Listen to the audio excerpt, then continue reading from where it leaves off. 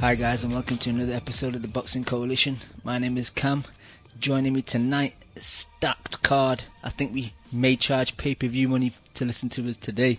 Joe Morgan, Leon, Hamada, Daniel Lim, Naota, and Chemo. He's staying up just to spread some salt. Hope you guys are well. Naota, I'll go to you first. It's Monday, and I was watching high-quality boxing at 6 o'clock live. I actually said to Leon at the time, it felt like I was watching a card that I recorded yesterday and didn't have time to watch, and I was watching it today. It was totally weird, threw my body clock off, but it must have been even weirder for you watching the stream at the time you were watching it in the States. What did you think of the fight and Kovalev's performance?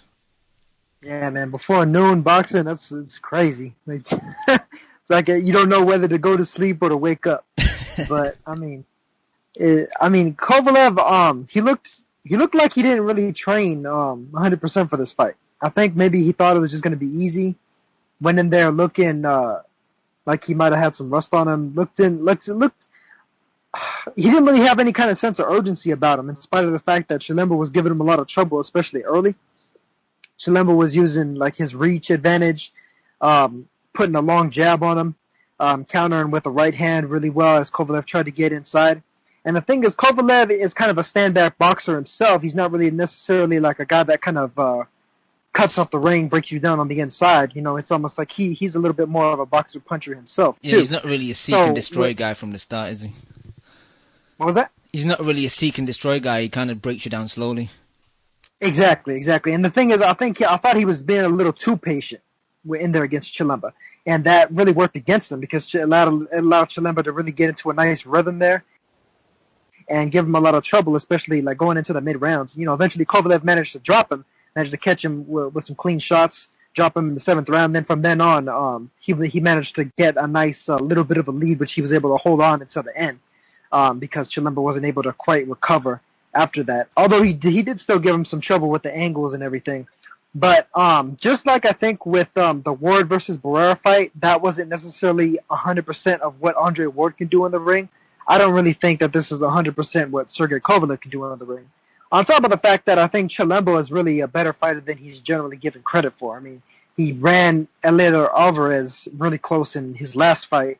And, I mean, overall, he's easily one of the top non-champions at light heavyweight.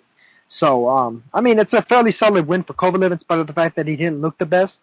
And sometimes fighters, they don't necessarily look spectacular when they're in there against difficult opponents. I mean, Keith Thurman didn't exactly look spectacular against Leonard Bundu, but he still went out there and showed off some impressive skills and techniques against Sean Porter. So. Yeah, I think Kovalev's also been known as the road warrior, you know, the guy that goes on the road, fights you in your own town, and it's the first time in a long time that he's fought back in Russia, and maybe just the pressure got to him, or, you know, like the unusual surroundings, because obviously it's his home country, but if you've been training and doing camps and pre-camps and just kind of living most of your life in a different country, then the change could be a bit difficult. You might not acclimatize to it, but...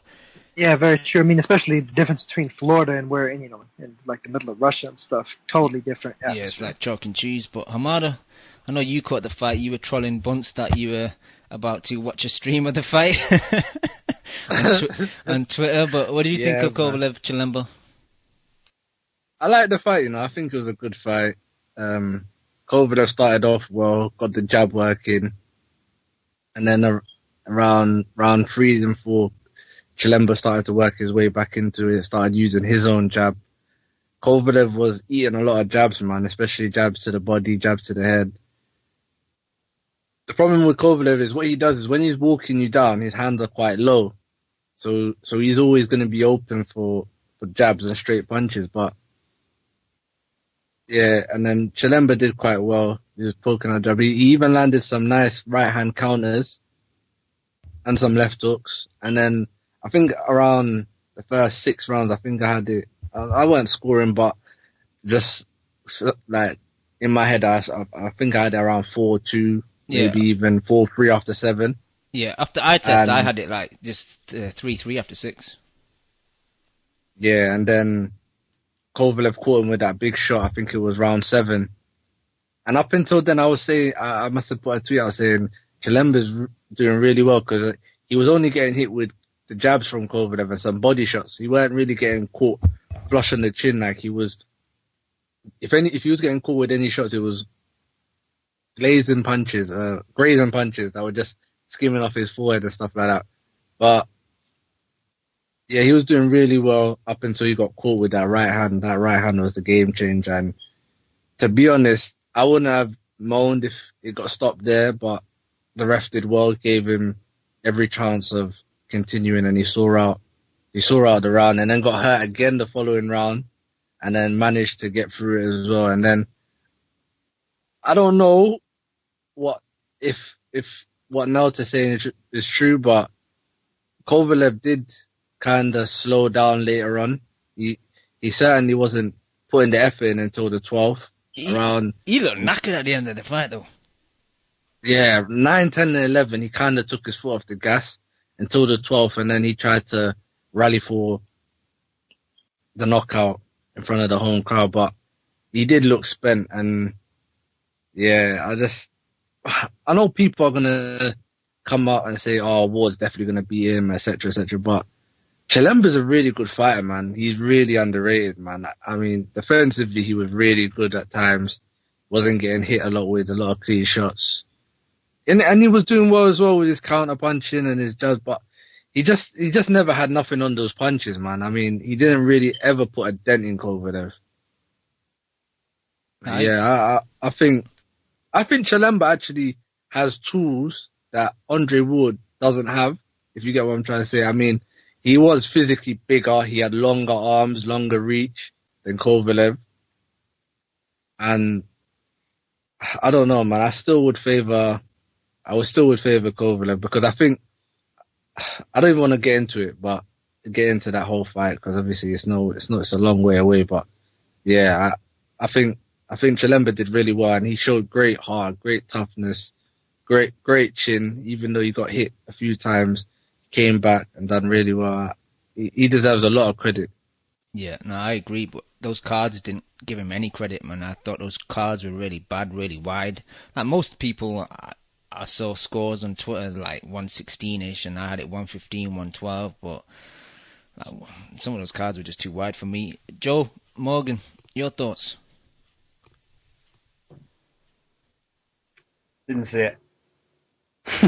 Casual. No, I don't. I heard he looked okay. Cards are a bit wide, but I don't think that would have changed my opinion. I still have Ward beating him. Not convincingly, but I think the boxer will beat the puncher. All right, Leon. Yeah, I think Nelson was right. I think he was undercooked.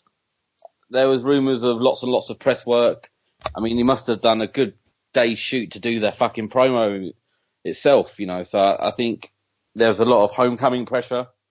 And Kovalev's got enough credit with me that, you know, one bad performance isn't sending me all spastic and retarded like some people. And there is there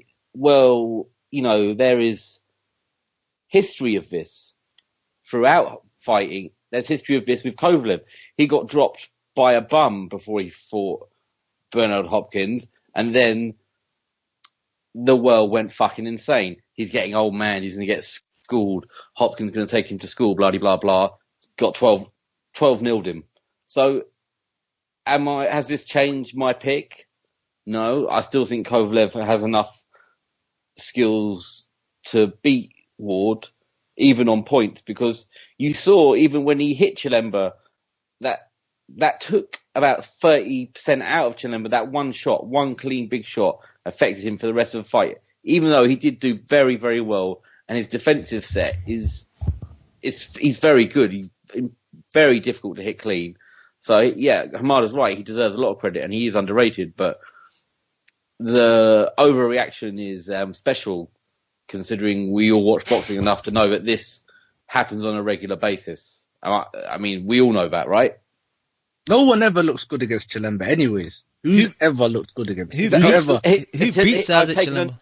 I've taken another fucking... It feels like another fucking L, Hamada, because Bellew was nearly fucking right.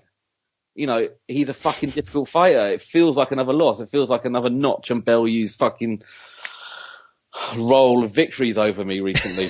Bellew was upset in the second Chilemba fight. But then I read his BBC article about the Brook Triple G fight, but we'll come to that later. Yeah. Chemo, I think you only saw half of this fight because you're a bum, but the half you saw, what did you think? Yeah, I just got in the house when I switched it on. It was the knockdown straight away, so I picked up from there. I mean, I don't want to rip you guys, but it sounds to me like a lot of excuses, like, oh, it's a homecoming and it could be this and he's not really trained and blah, blah, blah. I don't really see it from that perspective. Like you guys said, Chilemba is a tricky fighter, but I did see a glimpse of something that worried me a while back. And if correct me if I'm wrong, but I think I noticed this when he fought Cedric Agnew, and Kovalev has these moments where he tends to just headhunt and he tends to just keep on doing the same thing, which isn't working. Like, if he can't hit the head, he's not really adjusting that well, in my opinion. I haven't seen that in a while from him. Like I said, the Agnew fight was the last time I think I saw that. And it took him a while to get the guy out of there, when if he would have switched it up to the body more, he would be a lot more effective. Obviously, that's easier said than done, but because, like you said, Chilemba is a tricky customer, but it's a concern about game plan as well, isn't it? That they're not able to see that it's working and they need to change their game plan. He gets a bit passively on sometimes. I don't know what it is about Kovalev. He tends to just, if it's not working, if you just trying. Jab, and then he kind of can't get the right hand off, and he keeps on going in that vicious cycle for a couple of rounds, and before you know it, Chilemba's nicked like 3 rounds. Like, you got to be able to adjust that quicker. And I think if he faces a guy like Ward, he's gonna put himself in a situation perhaps where he's down on the cards and he's gonna have to start looking for the knockout. And as we know, with a guy like Ward, if you're gonna look for the knockout, it's not gonna come. But the other thing is, he was like he doesn't throw his punches, and he takes half a step in sometimes, and then doesn't throw, and then has to try and get back out. And if you do that against Ward, he's not going to knock you. I don't think he's going to knock Kovalev out, but he's going to land a lot of punches on him. You know what I noticed that Kovalev weren't doing? There will be times where he'll get Chilemba against the ropes, and instead of, like, he'll throw, say for example, he'll throw a lead or throw a jab or a right hand. What he wouldn't do is he wouldn't start the combination to the body and then finish to the head. Like, it would always be jab to the head and right hand to the body or something like that. Like, he wouldn't switch jabs. He wouldn't switch it up, so he start from the body. Like, he wouldn't even throw left hooks or right hooks to the body. Like, most of his body punches were just straight jabs to the body or right hands to the body. I thought he could have done that as well. He could have threw a few more double jabs in as well. I don't know. The uppercut, Hamada, the uppercut was working when he threw it 2 or 3 times, and he didn't go back to it. Yeah, he tends to create a predictable pattern for the opponent, like you said, Hamada. He keeps on doing the same thing over and over and over again in some of the rounds, and he doesn't switch it up. So at one point, Chilemba's got him figured out, and he can pretty much parry or bob and weave away from most of the shots. Because he was having trouble hitting him clean, I thought. I mean, apart from the one knockdown, bear in mind, I only saw half the fight, but he seemed to really, really struggle hitting him clean. He was struggling in the first half. It was like me and Cam had it. We all, most of us who were chatting when the fight was on, we had it 3-3 after 6. Okay. It was a close fight. Your point is totally correct. He was just headhunting too much. Like you say now, the right hands were predictable, and all Chilemba was really doing is just coming underneath him, stepping out. And when you do that a few times and you miss the straight right so much, you just need to dummy it and for the right hook to the body. And what happens, most people when they're rolling punches, their hands are usually lower. So you might just catch him on top of the temple, scramble his brains, and then you got him hurt. But you got to throw more, haven't you? If you're going to fight Ward, you're going to have to throw more because you need to keep him at distance. Because if he gets on the inside, he's fucking toast. That's isn't the he? thing. Like, Kovalev's got no inside games, and None, man. you know how much success that Chilemba was having with the left hand. And I was talking to Kev the other day because he was watching some recent Ward fights, and you know he's all left hand now. I don't think he's confident in throwing the right hand just because of the shoulder issue. So Chilemba was having a lot of success. I remember he caught him with a big left hand. Obviously, Kovalev's got a great chin. Kind of bounced off him, but it did look like it had some effect. So, But the other, I mean, I think Kovalev, he's strong on the inside. Like, he's strong enough to wrestle around. It could be a fucking ugly fight, man. He freezes on the inside, though. He doesn't move his hands. it's like he's No, but nervous. it just gets ugly Like and they he'll get just fall close, over. hold each Fall other. over, yeah. Wrestling match. Mm. Yeah. Yeah, I mean, imagine Ward starts doing that wrestling shit on the inside. He could. I mean, I think Kova looks a bit sloppy on the inside.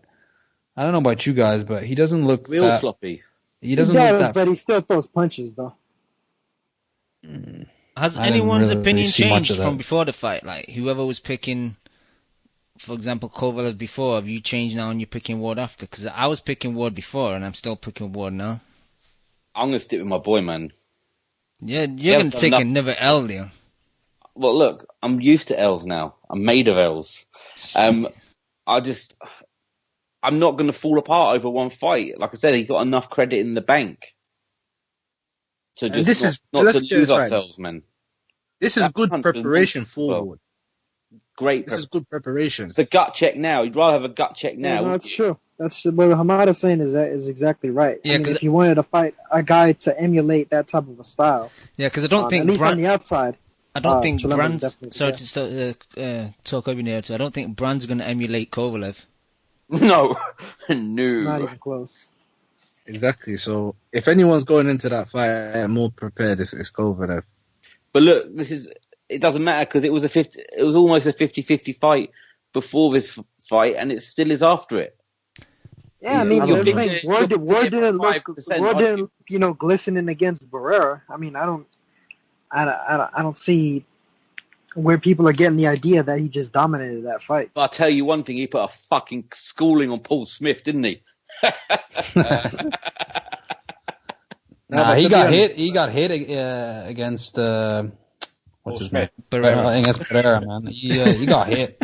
If he takes a couple of shots from Kovalev, I want to see how. That's why I'm curious to see how he actually looks against Brand, to see if what the stuff against Barrera was just him being rusty, or if that may be a signal of darker. We have to be honest, man.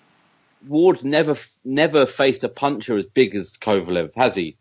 I mean, Froch can crack a bit, but you didn't get no one with the kind of thudding power like where every shot hurts. I mean, I agree, but how many clean shots did Chilemba really get caught with?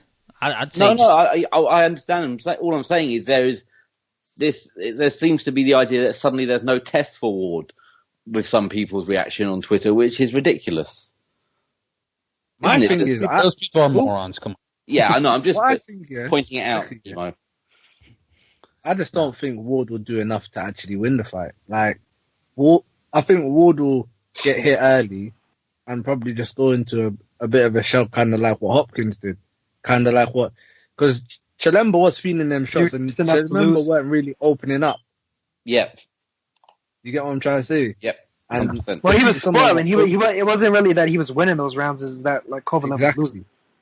Kovalev's kind of guy. It's going to be difficult to actually win rounds against. Like, I can understand why the judges only gave Chilemba about 3 rounds, because like, apart from the 3 rounds he won, probably like from round 3 to 7 or so.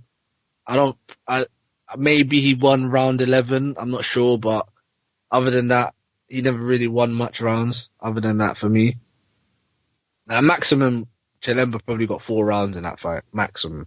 I gave him 5, but I think it was more that I was impressed with him. Do you know what I mean? I think I was wooed by the fact that he had proven maybe me wrong. I thought he wouldn't have put up that test, but I was wrong. Chilemba's good, man. Chilemba's Solid, got man. skills, man. Chilemba's got a good jab. He's very slick. Like, he's got the guys. similarities to Andre Ward. Like, I'm not gonna sit here and say, oh, Chilemba's as good as Andre Ward, but I don't think he's far off as good as Andre Ward. And Chilemba's a big guy. He's thick. He's huge. He had longer arms than Kovalev. Kovalev, when he fights Ward, he's gonna be much bigger than Ward. He's gonna have longer arms than Ward. Like, he's gonna have physical advantages against Ward. He was a better fighter than the fighter that fought Bellew now, so he's improved. And I said to the guys, I was surprised. I didn't realise he had the skill set he had, like after 2 or 3 rounds. So what did a lot of people think Kovalev was gonna blow him out or something? No. I'm not saying a lot of people. I'm saying I thought he would get to him, but I think a lot of people thought he'd get to him late. So you've got to give Chilemba comes out of a lot of credit. I mean, you put him in.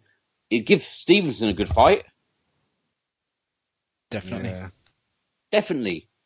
You know, he could argue after that performance, he could get in close to top 5 in that division. That's a fair He comment. gave Even with the Kovalev losses. the best fight of his career, I reckon. No one's giving him a fight like that. I said close, Cam. I didn't say in top 5. I said close. No, I If he said was, if he was 10, he's probably 7 now. No, I said I If agree. we're going to list. You agree? Yeah. Okay. Sorry. It's a good point, by the way, Hamada. This was the most competitive fight, I think, that Kovalev's been in, right? I mean, has there been a bigger challenge for him thus far? I think he struggled the most, right? Yeah. I think he gave him a much better fight than Hopkins. Much Oh, better. yeah, Hopkins didn't give him any threat whatsoever, you know, like... He had trouble winning a couple of rounds. I mean. What about Pascal, the first one? I don't know. I think maybe Chilemba beat Pascal now. No, but I'm talking about like who gave Kovalev a better fight. Oh, Chilemba, much better. Oh yeah.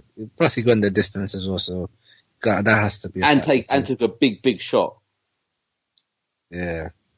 So, but all he used to say is we're excited about that Kovalev Ward fight, and you know I like Kovalev more than I like Ward, but I don't care who wins really. I don't really have a dog in the race, so it's just a fucking great fight, and it's come to this point where we're just crying. Imagine us crying out for a Ward fight 2 years ago. I mean, he's doing what this could make him. If he wins this, if he beats Kovalev, you know. He's serious, isn't he? He's serious now, as he is. What has the world become when the majority of hardcore boxing fans are rooting for Andre Ward? Well, so we should give him some respect because it might have taken a little time to get here, but he's taking a big step up. Yeah, they're both up. So you've got to give them both. Yeah. However much that sickens me and his stupid little pictures of his stupid fucking trainers. I know. Fucking child. He needs to stop doing that. But Beast Mode said in the chat earlier, Beast Mode said in the chat earlier that your name starts with an L, so it was your destiny to take L's basically. I'm all about the L's. Yeah. All right, a few things before we move on. You said it while we were watching the fight, Leon. Props to Jodie Solomon, who was, I think she's Chilemba's manager, but she was in the corner because Buddy, couldn't get visas or something like that. So yeah. I thought she was excellent. You said the same thing. I thought the advice she was given to Chilemba between rounds was really good. She was very calm, and I've never seen her before, but props to her, man. She was very good. Oh, the one thing she said is like you're stepping back because he was taking that little half step back just to get out of range. She was saying you're the first after the second round. She went, you're stepping too far back. Yeah, you're stepping back and you're stepping into the ropes. And then he's going to pin you, so you need to stand your ground a little bit more. And then there was a couple of other things she said. She was fantastic. And also with that, better than the Joe. With that point about stepping too far, but then he couldn't get his counter off. If you notice in the third and the fourth rounds, he's gauging the distance a bit better. And as like Kovalev would shoot the jab or the right hand, he'd evade it just enough and then come back with his own shot. And I thought his judging of distance early on was excellent. And there was the few right hooks to the body that was landing on Kovalev, which I think also maybe have affected his gas tank. Because some of those right hooks were digging into the body. What a weird show! Just a show, just all about how impressed we all are with Chilemba. What's happened to the world? We spent too long on this. Yes. It was good though, man. I enjoyed like Good, man. random Good fight. I enjoyed boxing it. at 6 p.m. while watching TV, chilling, and we get to talk about it a few hours later. It's a change. Just lastly, before we move on, the visuals I thought were excellent, man. Like the whole arena setup, definitely spent a bit of money on the whole event. The mountains. The visual effects, the way they shot the intro, really impressed, man. Like those Russians really know how to do it. So, unless anyone's got anything to add, we'll move on. Best cards in the world. Russians. That's what we expect from the Russians, right, Cam? Yep. All right, Kimo, I know you probably need to get some sleep soon, so is there anything you want to talk about? Not really, dude. I'm going to stay on. Anything you want to talk about? I think, I mean, correct me if I'm wrong if there's any other fights to discuss, but I think we're going to naturally flow into this Kell Brook GGG nonsense, which is still lingering a bit with people. And I think also Leon wants to have a word about it. But I need to get some shit off my chest as well. Leon, I don't know if you want to go first. No, you go first. You go first. Your house. I'm just, and it's more a general thought, guys. I mean, I'm just getting fucking sick of all these fucking wannabe contract specialists / businessmen / manager / I'm gonna break the fucking fight game down financially on Twitter type of people. I'm really getting fucking sick of it, and I'm really getting fucking sick of always people wanting and needing to choose a side. I'm not choosing any side in this debate.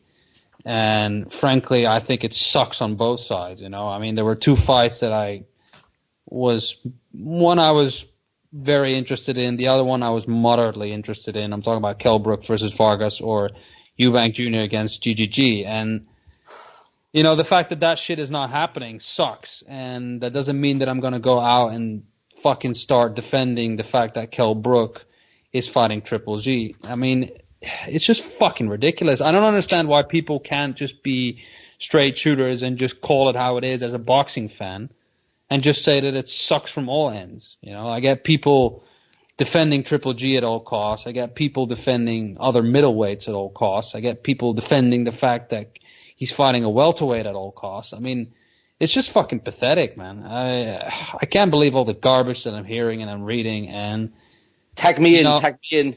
And I want to give a shout out to one guy, like Wood. We all know the guy. He's called in here as well. He's these niggas money, man. He's fucking genuine, and he says it properly. Like, since when do you become a fucking manager? You're not a boxing fan. You're a fan of a boxer. That's what he says, and that just sums it up perfectly. It's true. That is just so accurate when it comes to this. If you're a true boxing fan and you care about fights, you're not going to sit there and explain to me what the protocol is of sending a fucking contract, okay? I don't give two shits, and you probably are not accurate with your description either, because I don't see you sitting in Al Heyman's office. I don't see you sitting in Top Rank's office. I don't see you sitting together with the executives of HBO, yeah? And I don't mean to bring back this whole debate about this fight that we've had, but ever since Mayweather-Pacquiao, for me, all excuses go down the fucking drain, yeah? That fight happened, and it went completely the wrong way, according to a lot of people, whether it was contractually, whether it was on legal basis, whether it was about fucking etiquette, there's so many reasons, so many fucking reasons, drug testing, so many reasons why people said that fight was never going to happen. And it happened. You know why? Because the fighters wanted it to happen. That's why. Stop hiding behind your fucking promoters, yeah? Stop hiding behind fucking excuses. As a boxing fan, you should demand the fucking fight that you want to see, yeah? And what I want to see is middleweights fighting middleweights that are in the top 5, and if they're not going to fucking do that, fight a bigger challenge. Kell Brook, I've ripped him for a long time. Respect for him for taking the fight. I'm not gonna discredit him, but Triple G, it's a bad fucking look, and Chris Eubank Jr., it's a bad fucking look. That's the way I'm calling it as a boxing fan. I'm not getting the fights that I want to see. So anybody that wants to come to me with contracts or bullshit excuses, I mean, I'm just fucking done with it, guys. Like, really, just just hang it up. And if you don't want to enjoy watching good fights and you want to play Mr. Manager, then go ahead and do that. Because I don't want to fucking talk to you. But he the A side though. Yeah, I don't give a fuck now. It's A side, B side. I don't give a shit. Haven't we learned from Mayweather Pacquiao? Haven't we learned? Are we that fucking stupid? Yeah, no, I agree with everything you said, man. Leon, you tagged in. Yeah, I agree with every sentiment that Chemo's just said, and I know I am the biggest Eubank fan on here, probably due to the fact I'm a lot older than most of you fuckers, and so I will not. But I'm not going to stand here and defend what has happened here. It's a duck is a duck, and that's what has occurred. But I'm also not going to sit around and watch and listen to the madness of people who spend every moment since I've joined Twitter shitting on Eddie Hearn, and now going to come to me and present Eddie Hearn like fucking Moses on the Mount, handing out truth and knowledge and joy to every fucker. And you're going to quote Hearn at me as, oh yeah, well the Eubanks did this, the Eubanks did that. You're going to quote fucking Hearn at me, well I'm going to stay true to myself. I don't trust a fucking word that cunt says. So if I hear that argument that this man sat down on a fucking pikey little YouTube channel and we're meant to go, oh yeah, that's it, that's the gospel, that must be exactly 100% true. Are you fucking kidding me? Are you fucking kidding me? Swear jar's pretty full at the moment, eh? Because it's ridiculous that we're now using this man, oh yeah, that must have been right. Every single thing he said, it must be 100% the Eubanks fault. I believe the truth is probably somewhere in the middle, right? Because that's usually where it is. So they probably did ask to put up the prices of the tickets. They might have said, can we have someone else do the commentary? I don't know, but I'm not going to take Eddie Hearn's word as gospel on this. But a duck is a duck, but I don't want to... I mean, having people quote Hearn at me is making me feel physically sick all weekend.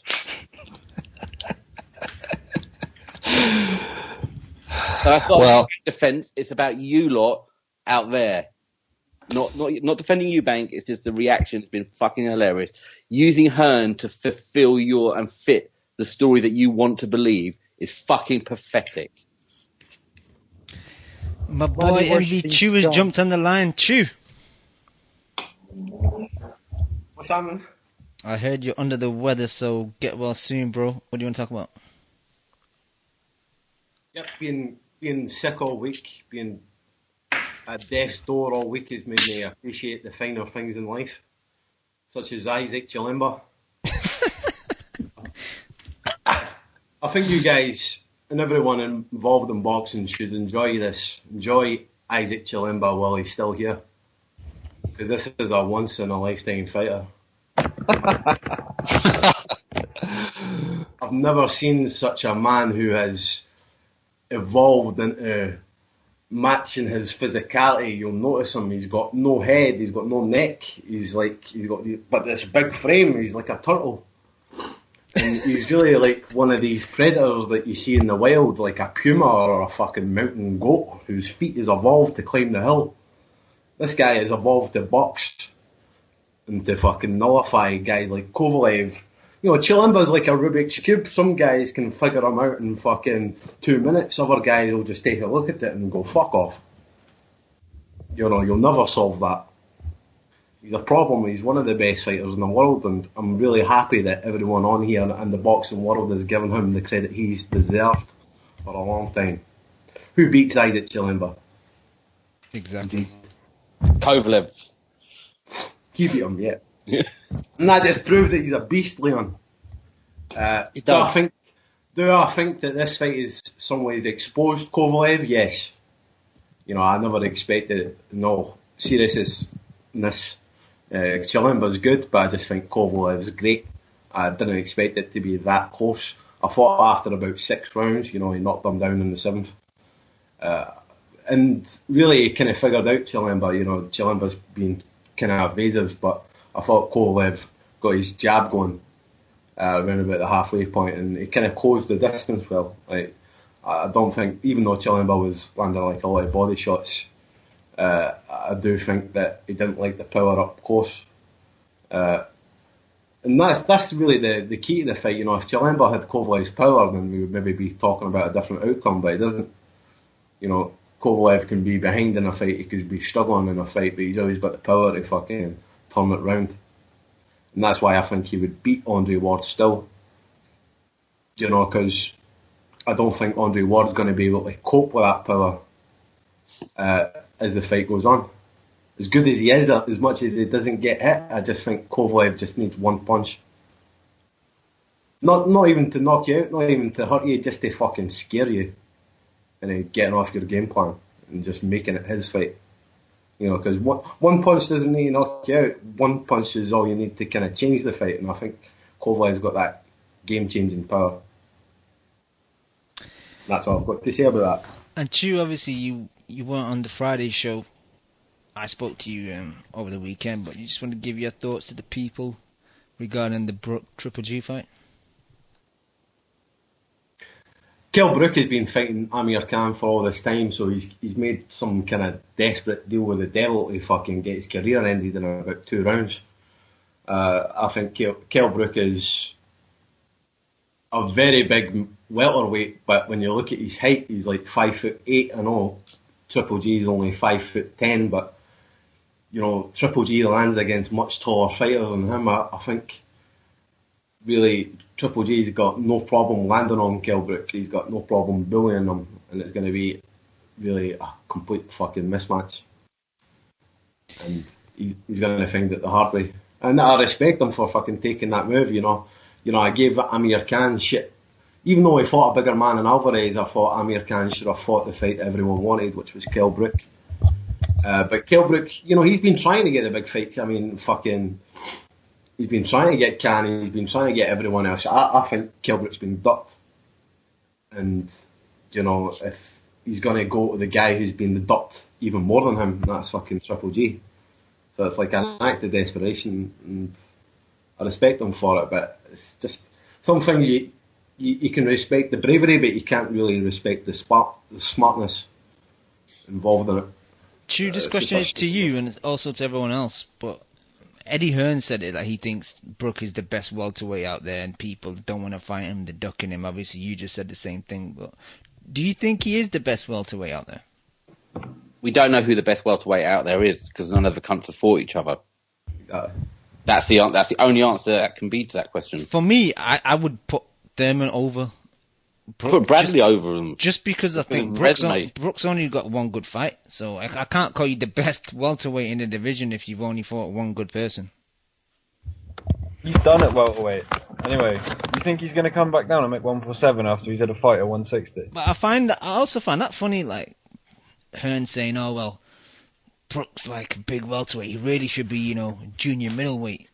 But you can make welterweight, so he's a welterweight. Don't just because he's a big welterweight, don't say, well, the size difference between him and Triple G is not going to be that big. No, he can make welterweight, so he's welterweight.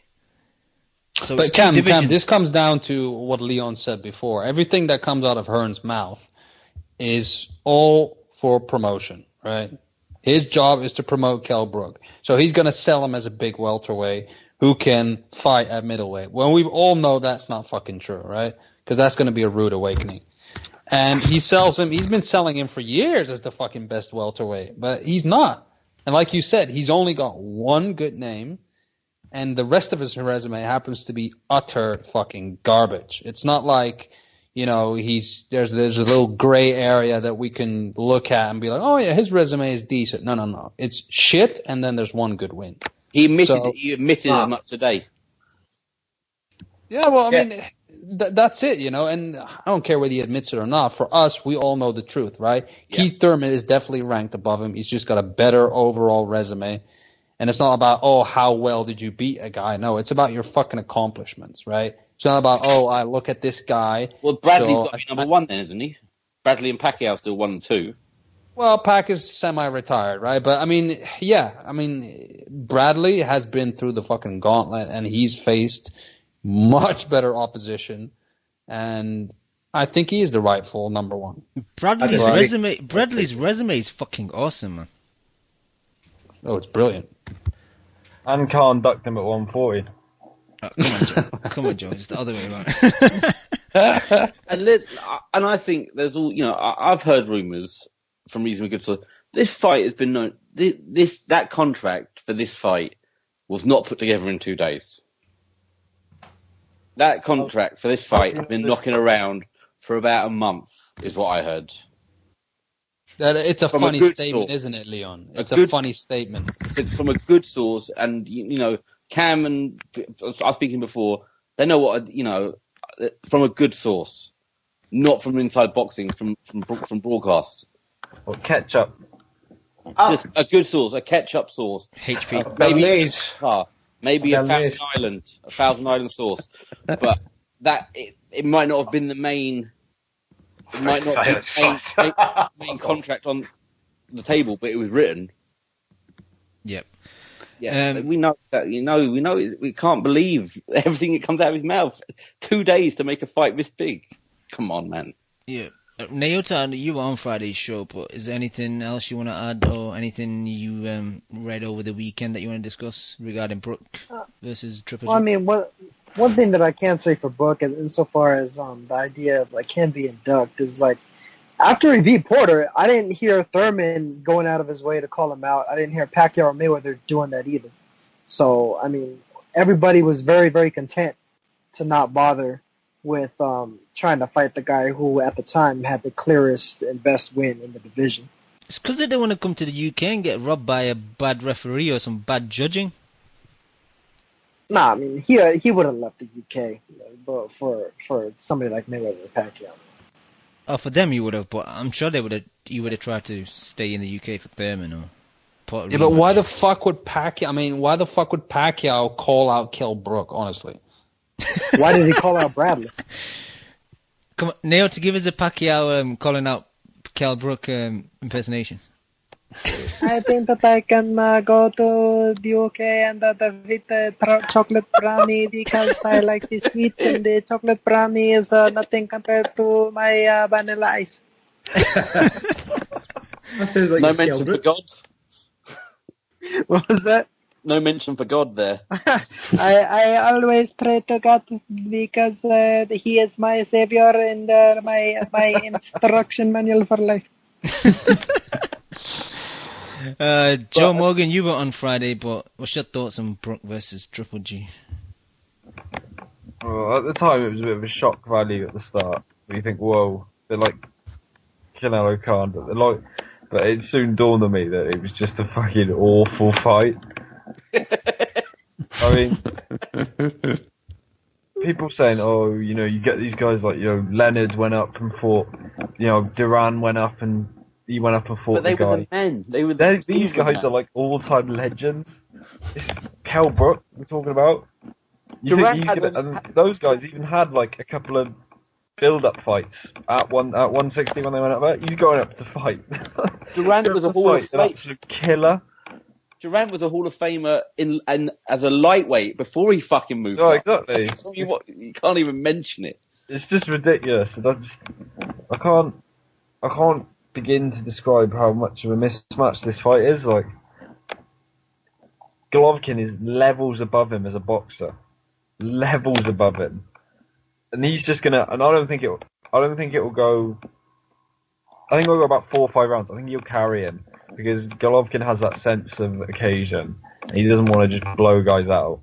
He'll be a first fight in the UK. There'll be a big crowd there, whatever, and you make a lot of money. But I think he'll want to carry Brook a few rounds. It's what some of you I don't guys even said on. think it's competitive. Sorry, go on, Cam. I was gonna say it's some of what these guys said on the show on Friday. I think he might drop him by accident. He just throws his left hook and catches him on the temple, and he just drops it. Oh shit! Just like he did to Rubio. I'm sorry, trying to pick him up. No, I'm sorry, mate. I'm dusting him off. Got to stay around a bit longer.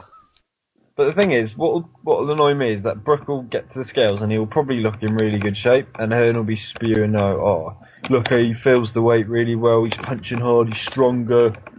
But that's why people cut weight, is to get down to the weight that you're strongest at. Brook's just going to put on fat and more fat just to fill out to 160. Like, it's just not competitive, and it's a joke of a fight. And I don't give Golovkin that much. I don't think he really has to put on fat the way he's been looking in those pictures, man. Yeah, exactly. He's But there. He I will don't be think- cutting weight. I've seen some people like slating Golovkin for it, which is I think is a bit wrong because literally everyone has ducked him. Every decent contender at middleweight has ducked him. It's just so obvious. As soon as he signs for a fight, they start calling him out on Twitter, or they price themselves out with Eubank's done. But Look, I understand that they might have found themselves in a bit of an awkward position, supposedly, and they needed to rush to make this fight, which I don't believe. So I believe he is pulling someone up, and if you're pulling someone up, well, of course he is. Like, he could have gone up and fought like a one. people are saying, "Oh, he's not pulling someone up because he's got no choice, but he has to fight this fight. He has to stay busy." But I don't. Is that a valid enough? I don't know. I just think there's better guys. There's much better guys at 154 and 168 you could have fought, but the money is going to be a massive factor for Golovkin in that fight. I mean, even though it's a complete mismatch, the casuals are going to lap that stuff up. I mean, it's going to do. I think it's going to do really well in pay-per-views, and it will sell out in no time. So, even Golovkin's not going to turn down a piss easy fight for triple than what he'd fight for fighting an unknown but decent fighter at 154, 168. Yeah, I mean, all that's proven, though, is that he's basically the same as most every other fighter. Yeah, he is. As opposed to what a lot of his fans decide to try to, portray him as, which is like the anti-Floyd. He just goes out there and gives his all for the love of the game or some shit. Fuck out of here. No, if he was... No, he's not, but you can't blame him. I mean, these fighters, man, they come from nothing. They want to make as much money as they can. You can't blame them for that, but don't pretend that he's some sort of guy that has no money is no motivation for him. He just wants to fight tough fights every single fight, because that's not who he is. Yeah. Guys, I think on fight night, the fight will be a lot closer than people think, just because Brooks going to be juiced up, and Eddie Hearn even admitted to it today. Then he busted a rib up in the Chavez preparation. So then we fought Bizier. So his resume since winning a world title has been really poor. He's petted, man. It was a fraudulent slip. Cam, that reminds me of He's petted since winning the world title. That reminds me of the conversations we had back in LA when you were reading these people's facial reactions and the way that they twitched their hands and shit. What's happening, Dan? Not much, man. No, but you guys all made fantastic, excellent points, and I'm just nodding my head with everything you guys are saying, so just carry on. You don't want to add anything? No, I guess just one thing I'll add is it's funny, we talked about this on Friday, but it's almost a complete role reversal with Triple G and Kell Brook. It would be logical if Triple G was the one that was at 140 and was moving up, because he's a more decorated fighter at his respective weight division, but it's the complete opposite. It's Kell Brook, who I still think has the best win at welterweight right now amongst the current active welterweights, but he's really living off of that one performance. So it's just a very strange time for boxing right now. And I try to criticize Triple G. I really do, but I also do have to factor in the fact that all of these guys just don't want to fight him. So, I mean, what is he supposed to do? But I have a question for you guys, though, because I know people are trying to defend this fight by saying that it's a strategic move for K2 to try to get Triple G's name more established in the UK market. And I'm asking you guys, is this really going to do that good of a draw for him? And is it going to set the foundation for him moving forward in the UK? Because HBO is they've been trying to build Triple G for the past 3 years here in the States. And that's all fine and all. I know he's selling out, decent sized markets and whatnot, but his pay-per-view fucking flopped. And that's a sign of a draw in this sport. So I'm asking you guys, do you think this will be more fruitful than what HBO has been trying to do the past 3 years? I would say it would have sold more if it had been Eubank. But Eubank ducked him, so that's off the table. But I think What annoys me is people saying that is not a big name. Brook's not a big name. Yeah, why are people saying that they pick that Brook has a better chance against Golovkin than Eubank? But are these people fucking for real? It doesn't matter about who's. I mean, they both get iced, but yeah, of course they do. But one's funny at doing it, isn't he? So I'd rather watch that. No, yeah, no, but Joe, I agree as well, Dan. Joe, I agree. think, They're a crazy statement, the people that said that Brooks going to give him a harder fight. Come on, like... Yeah, what are they on, mate? Eubanks I a watched career... Carson Jones won over the weekend. He doesn't. But For real, ultimately, It's probably because if you actually look at where the odds were for Golovkin versus Eubank, where they're for Brook, they're a little bit closer for Brook than they were for Eubank. yeah, That's but ultimately, retarded. I don't see why not. Yeah, Jose on Friday, boys. I mean, Kel, the Brownie's trying to do fantastic things in the sport, so he's moving up and fighting the greatest. So it's great versus great. So why not, guys? Do you reckon to be Jose is fair- actually De La Hoya? I'm asking. I know. He's got mic noise. But, to be fair, the Sky Machine behind Golovkin could reap a lot of benefits for him over here, to be fair. Because they will pump that shit like nobody's fucking Yeah, business. it'll do really well. I think it'll do really well over here. I think it will also, and to answer your question, Dan, I think it's partly just because I've said it before that the British fans really come out for quality boxers, and Triple G coming out to the UK. I said it on Friday. I think this will bring out the hardcores. I think it's going to be difficult to get hold of tickets, because it's rare for like someone in his prime to come over. Like a lot of guys came over when they were kind of shut and they were just trying to pick up extra money. But to get Golovkin, who's up there as probably one of the best boxers in the sport currently active, I think this will do really good. I agree with Leon. I think Eubank would have done better, but I think he could fight a bum and still do pretty good over in the UK, because we just want to see a good operator at work. Classy Yeah, operator. Exactly. Another little thing, it's a bit trivial, but it just grinds my gears when Hearn calls him the number one pound-for-pound fighter on the planet. And he'll do that a lot as well. I've noticed that in that interview I watched today. He said it That numerous That is times. annoying. But honestly, is that really that far of a stretch?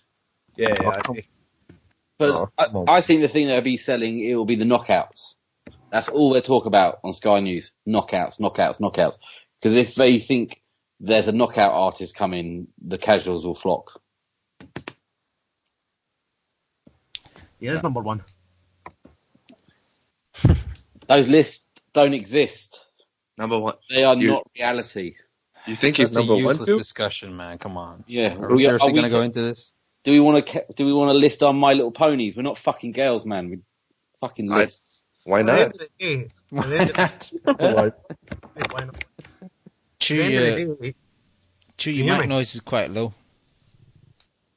oh, okay. Can you hear me now? Yeah, a lot better. I disagree. I think he's number one because he can't get a fight in middleweight. He can't get a fight at super middleweight. Even the fucking light middleweights don't want to fight him. Well, the majority of them. So he's had to fight a welterweight. I mean, that just shows you how he's making all these bitches run. No, I disagree. It's a combination just of trolling, resume man. and ability, and that's why I put Kovalev, Ward, and Chocolatito above him. But it's like goes back to what Chemo said. They say he's the most avoided, and I believe he probably is avoided to a degree. But we don't know who's sending contracts, who's not sending contracts. So we can't just. I know it looks like he's being ducked, but we can't be 100% sure that K2 are busting their balls to make all these fights. We've got to be honest. We can't just because they're Triple G's promoters, they don't walk on water. These people are as flawed. We can't believe a word they say either. Yeah. Honestly. The thing is, I tried to. The thing is, I thought for a joke I'll reach out to Senior on Twitter and say, "Oh yeah, can I have your view on the whole negotiations?" Thinking that he's gonna say no, but he actually did. As I have kindly requested, the contract has been sent, but the terms and conditions were not acceptable for my son, Christopher, because he is the most dangerous man in boxing, and he deserves more. We want to have control over the promotion. We want to have control over the commentators, just so we can enhance the experience for us as a fighter, but also for the audience. It is a show, and it is entertainment, and therefore we must consider it as such. props to Senior for reaching out to me and giving me some of his time.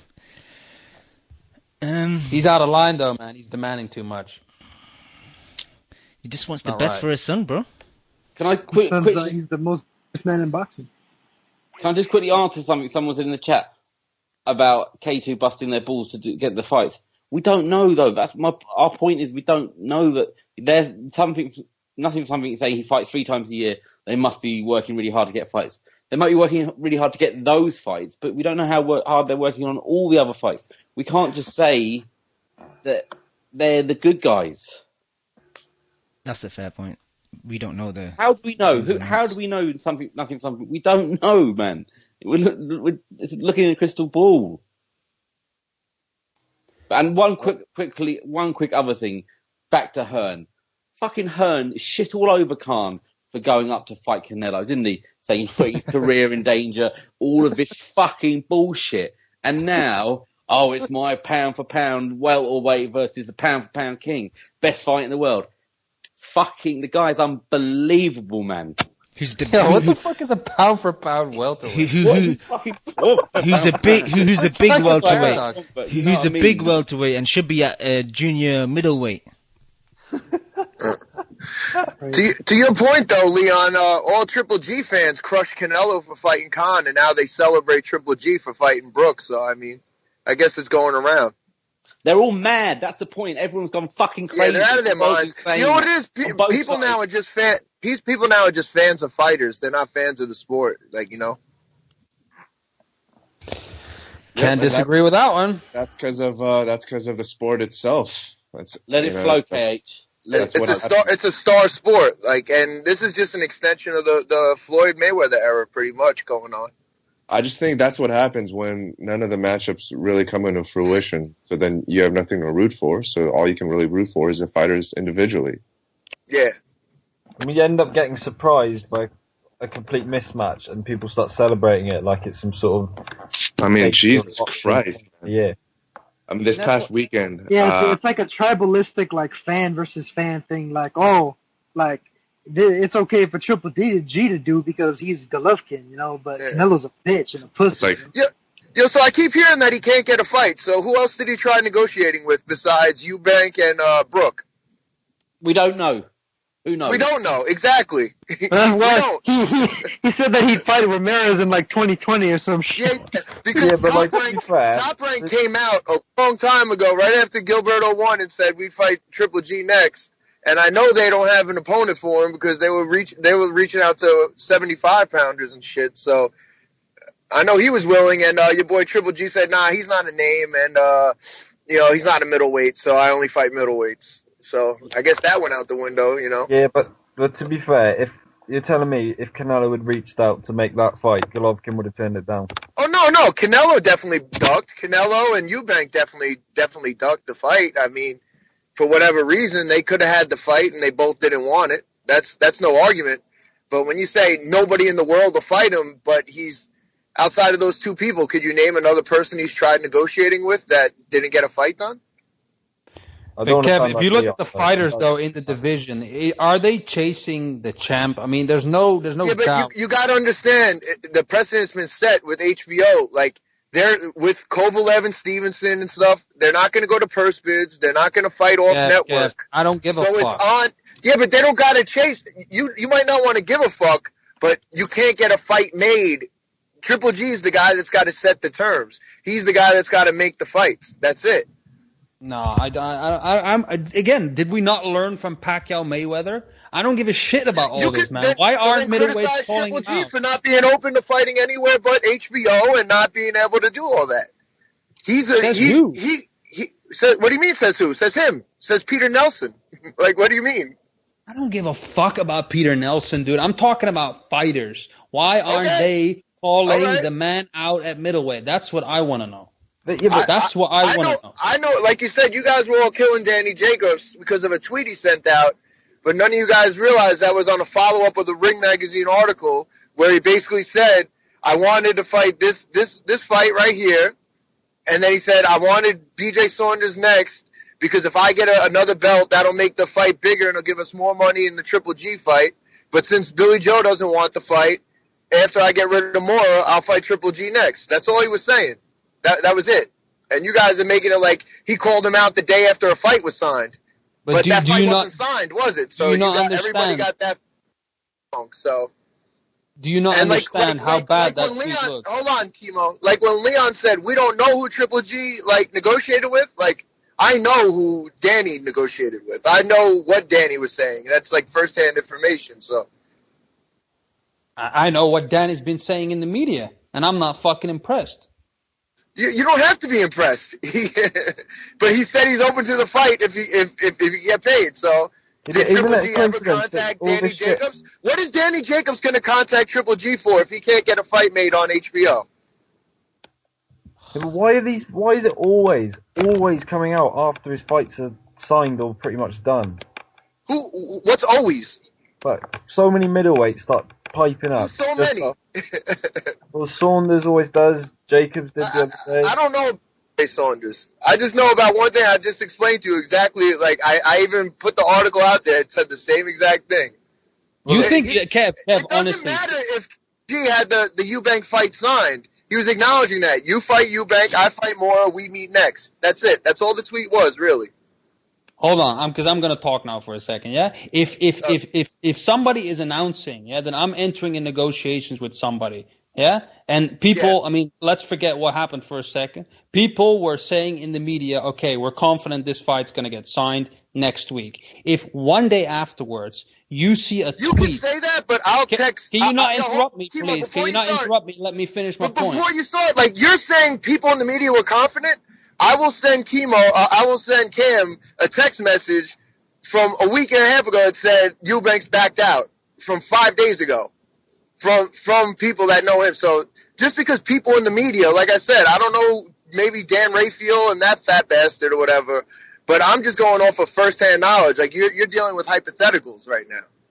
I'm not dealing with hypotheticals. I'm dealing with people. Yeah, I'm dealing with the way you look as a person. If something gets thrown around in the media and you put a tweet out like that, it looks bad, KH. The fact that you cannot understand that baffles me, honestly. I know you want to defend your boy. It's the context. I just explained to you the context. He just said, I already have a fight signed. You're making your next fight. We fight next. That's it. Triple G. You know what the context is? You know what the context is? You know what the context is? I go to a YouTube interview of Danny Jacobs, and they ask him about a Triple G fight, and he says, quote unquote, oh, it's out of my control. Yeah? And then I see a tweet later on like that. Yeah? And he's like, oh, Triple G, let's do it. That looks fucking bad, my friend. Yeah? Maybe Danny Jacobs should do some PR training. Yeah? Because if he's going to not want to fight a guy, he shouldn't be talking like that. Yeah? Because it makes him look even worse. And I'm not the only person that said this. Yeah? I know, it's a lot of Did you see the fucking verbal onslaught that he was getting, my friend? Yeah. You got to fucking take that. Like, I don't understand what you don't get. Like, he wasn't calling him out like, oh, there's a fight sign. Now I'm being tough. I'm calling you out. He wasn't talking about, Don't fight Eubank. I'm ready to fight you now. He already has a deal done for Mora. He wasn't saying we're fighting now. And that's why I sent you the article. He's clearly planned out in the article. Originally, I thought we would fight in a year and a half because I would fight Mora. I would fight Billy Joe Saunders, get the belt, build my name, build the fight, and then I have 2 belts and we have a bigger fight. That's what he said at first. Now that he knows he basically can't make the Billy Joe Saunders fight, he said, all right, I take care of business, you take care of business, we fight next. What's so hard to get about that? Okay, what's so hard for you to get about a tweet that says in one sentence, let's do it, Triple G? Nobody's going to read the fucking article, Cage. Do you understand that? You're coming in with details. So because you want to be misinformed, you're going to judge somebody. No, that's misinformed? That's like judging Obamacare without reading the bill. Like, you know, I don't give a shit. I'm not a contract specialist. I'm not somebody who's a manager who's going to go into the fucking details of a negotiation. I'm a boxing fan, yeah? And I read that. And that's one day after another negotiation starts. That looks fucking bad. And you know it. You want to go into details about it, but it's just another same story that other middleweights have done. And which is what, Cage? It says, I'll fight him, but not right now. You're telling me right now, Danny Jacobs. You're going to say Danny Jacobs ducked Triple D, but Triple D has never once tried to make a fight with him. Yeah, what I'm saying is he doesn't look like he wants to fight. Yeah, can I jump in? And he said multiple times, it'd take like $3 million, I'll fight him. No, that's what he said. Can I jump in? Do you always set out your lowest offer when you give out a number, or do you basically set out a number? All right, let me just jump in. Let me just jump in. Joe, you've wanted to say something for a while. Go ahead. Okay, so you're saying that Danny Jacobs couldn't make the fight with GGG now because on different networks, whatever. Yeah. Yeah. Can't we just all get along? Hold on, Kev, you still there? Let's just be friends. Now, what I was gonna say is, even if Cage is up, I was just saying that Cage is saying that he's not gonna make the fight now because they're on different networks, whatever. But what makes him think that it's going to be any different 6 months down the line when they want to actually make the fight after he's fought Mora? Is he going to all of a sudden dump Heyman and go over and fight GGG? No, he's not. He's just going to continue saying, no, we'll fight next, and continue fucking ducking him. And I don't care what Cage says. I know he's his boy, he's from New York, whatever. But he's acting... It's just... And I agree with Chemo as well. You expect a boxing fan to go on and find an article to get some sort of context to a tweet. That's just ridiculous. You see a tweet and you associate it immediately with what you've seen. You don't go on and try and find context to every single tweet you find by looking at articles that might suggest a different viewpoint. You see a tweet, you make a judgment call. It was really poor PR play from Danny Jacobs, and I think Kev needs to accept that. Okay, and that's fine. It was a bad move. So if you're going to say that you want to crush him for the tweet, that's fine. But if you're going to say that you're going to give meaning to it, that's just not factually correct, then that's just on you. Like, yeah, it wasn't a good PR move. It wasn't a good tweet. That's fine. Do you think Jacobs will fight? Does that mean that Danny Jacobs doesn't want to fight him and he's ducking him? No. So I don't know what you're talking about. You guys think this guy's a boogie, but he's never negotiated with anybody and tried making a fight and didn't get it. Top Rank was trying to get a Gilberto fight. He didn't want to make it. You know what I mean? There was Laura's been trying to get a fight for over a year, and Triple G won't contact him. Like, all right, so you're saying that he should chase a fight. No, but even that, Kev... Laura's been calling him out nonstop for a year and a half. Has Triple G contacted Heyman one time? No, they haven't even tried getting approval from HBO for that fight. But at least Jacobs is in the same division, and he's a title holder as much as you want to class. Okay, so what does that mean? If he did the exact thing Laura did, he would get ignored too. Can I say something, Cage? You're turning this again into a Golovkin v. the rest debate. That's not what I'm about, bro. I am not pro Golovkin because I'm incredibly disappointed with the Kell Brook fight, and I'm fucking done. And I said it the last couple of shows. He should just move up. Just gotta grab something. Come out. That's what I've said all along. I said I'm fucking done with this guy. I'm not in somebody's camp. Like I just want a good fucking fight. That's all I want. Yeah, and we're not getting any. Cage, are you confident that Danny Jacobs will try and seriously fight Golovkin after the Mora fight?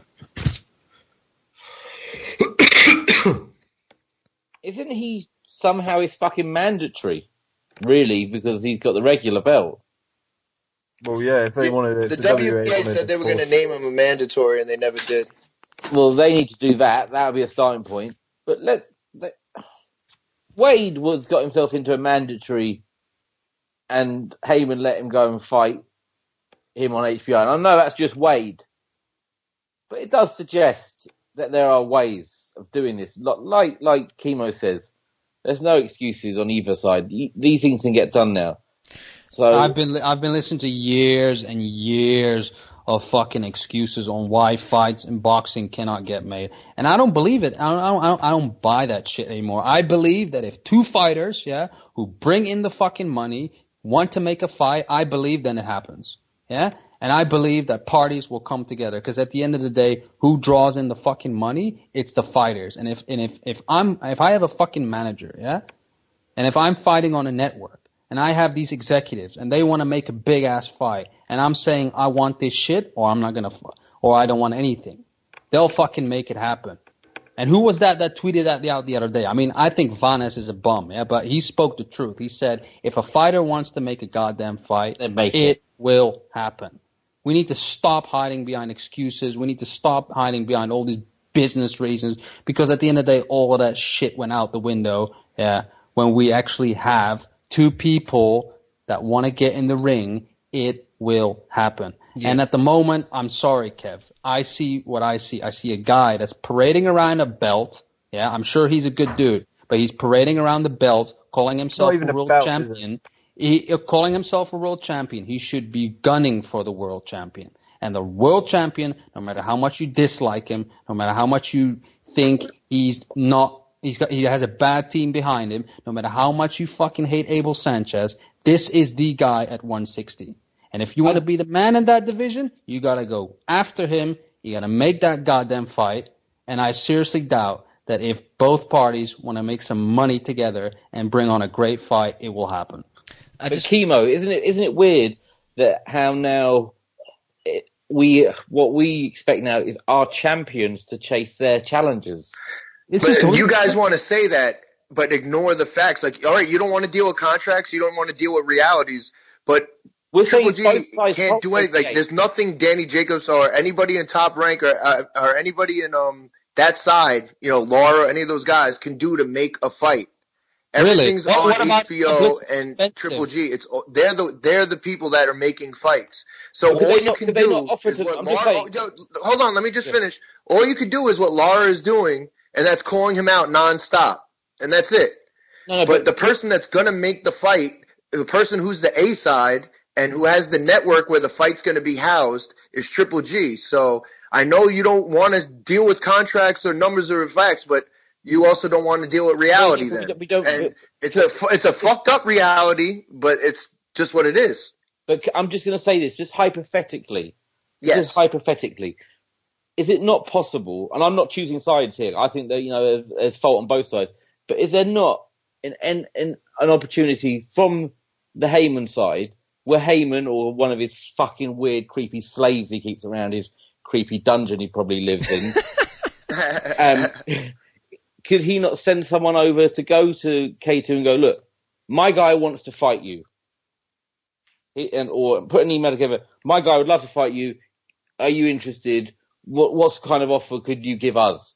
And I'm just saying, and then if you put something and then put that out there and go, look, we tried. Yes. And I would be, there you go, fucking, I'm on your side, I'm Team Heyman, get me down to the creepy dungeon.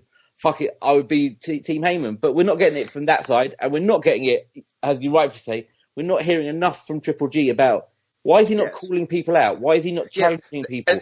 I'm sick of this sitting around mute, man. Sitting around mute. You're a fucking man. Fucking shout about it. Leon, you said it perfectly, because there is blame on both sides, because as much as the Heyman side, all those guys should be coming over and doing that, it's also on Triple G to call these people's bluffs and be like, all right, you want to fight me? Boom, here's a contract. And if it's reasonable and people turn it down, then you could say, all right, he ducked me. Look, I tried to make the fight. And my only problem is that fans want to say people are ducking when none of that's happening. They're ducking off of reputation. Like, oh, well, Triple G will beat him, so they're ducking. Like, you know what I mean? That's the only thing I'm saying. Yeah. I just don't understand why it's all about money these days, man. The thing is, for me, like, having enough money to go around. Yeah, but Kev, come on, man. You gotta admit that people like. I mean, let's go away from Jacobs for a second. Yeah, let's go to Billy Joe Saunders. Yeah, you want to talk about money. Yeah, if it's all about money, then let's keep it about money. But it's not just about money, because you want to lift a belt and call yourself a world champion. That's where it's still a sport. It's competition. Exactly. So for me, it's about the competition, and I want to see the competitive fucking urge from these people, and not sitting around pretending to be a fucking champ when there's another guy walking around, that has the goddamn belt, When we talk about another sport, which I won't mention, but when in that other sport where the top 10 all fight each other, somebody's not even happy if they have an interim title. They'll be like, nah, fuck the belt. I want the real fucking belt. But that's a good point. That's a good point. That's a good point, Kimo. But I think the thing that you mentioned there is that the UFC really controls the decisions in boxing. The boxers control the decisions. That's a fucking bad thing. These guys have been given great responsibility. They're the ones in charge of the sport. They got a dictator. But, Dude, sorry, I just want to quickly jump off that, because every time you're saying the boxers control this decision, exactly. That's my entire point. But you know what happens every time you ask a boxer to do what they want to do. Yeah, exactly. Every time you ask a boxer a question, it's like, talk to my manager. No, we're asking you. They work for you. If the money's right, we can make it happen. Talk to this guy, we can make it happen. Tell him to pick up the phone. I mean, come on. Are you a fucking fighter or not? Like, you want to prove you're the best? Yeah. But that's the problem. People are getting fat and lazy because they're getting paid too much to fight shit fights. That's what's happened here, man. Yeah, like, how much is Garcia's fighting Berto next, isn't he? But look, let's go back to Billy Joe Saunders. He was one. He's the biggest. Him and Eubank are now the two biggest ducks. No. So there's him, Canelo. There's a lot of ducks actually. But I think he's one of the worst. He got offered very, very good money when he's fighting at the fucking Copper Box. And if you've been to the Copper Box, you won't want to fight in that shithole, man. It's a dump. He was going to fight a nobody, and he got offered a big, big payday to fight Triple G. And we might criticise Jacobs, but at least he fought Quillen, and that was a good fight, and he fucking blitzed the guy. What has Billy Joe Saunders done to comment on anything? He beat Andy Lee, and now that belt is buried in a bunker, man. Exactly. Yeah. As soon as that tweet came out about if we can't make Triple G, we'll make Saunders. Cam texted to me. I'm like, yeah, that fight ain't getting made. Triple G Eubanks ain't getting made. Yeah, but I wish boxing had. It was that simple. Boom. I wish boxing had a Dana White to really fucking rein guys in. Just someone to rein these guys in. A Billy Joe Saunders, Dana White would fucking drug test him after a weekend on the bevy. Fucking he'll get to him, and that's really what boxing needs. It needs fucking a direction. Everyone's out for themselves, It needs. We have 4 governing bodies that have no fucking plan or want to work together. Really, I don't understand why they don't do it on a regular basis. If you've got guys you've got 4 belts and they're all fighting, and there's 2 guys fighting each other to make it 4 belts. That's going to be a massive fight. Surely there's enough money to go around and big paydays that they'd all want to see that happen on a regular basis. So they need to do that, and they need to get rid of all the nonsense belts. There's no other belts. There's world belts, regional belts. That's it. Silver diamonds, copper bracelets. I don't give a fuck about any of this other fucking international bullshit. All those belts need to go. But they're corrupt fuckers, so we've got no chance of that changing. And that's a daydream, basically, isn't it? I agree. Yeah. And I think that theory that one belt can succeed, I know guys have really speculated. Maybe you could have 2, because if there's one, then, part of the reason why boxing is growing in certain countries is because they keep having world title fights. And fucking Thailand and stuff, and that's what attracts people to come to a fight off is for a world title. It doesn't matter if it's a fucking super WBA title or a fucking WBO title, it's for a world title. But really, I think one belt has been proven can work by the UFC. And if you get injured, hard luck, man. You get 6 months. If you don't, you get the belt taken off you, and you get a rematch when you come back. That, we let fucking people be injured or sit on the sidelines for 2 years and they're allowed to keep a belt. What's going on? See, if people get injured, that's just a kind of proof that they're not training right. When did you ever see the fucking top athletes in any sport? Does Ronaldo ever get fucking injured? Hardly ever. I know he get injured on Sunday, but never long term.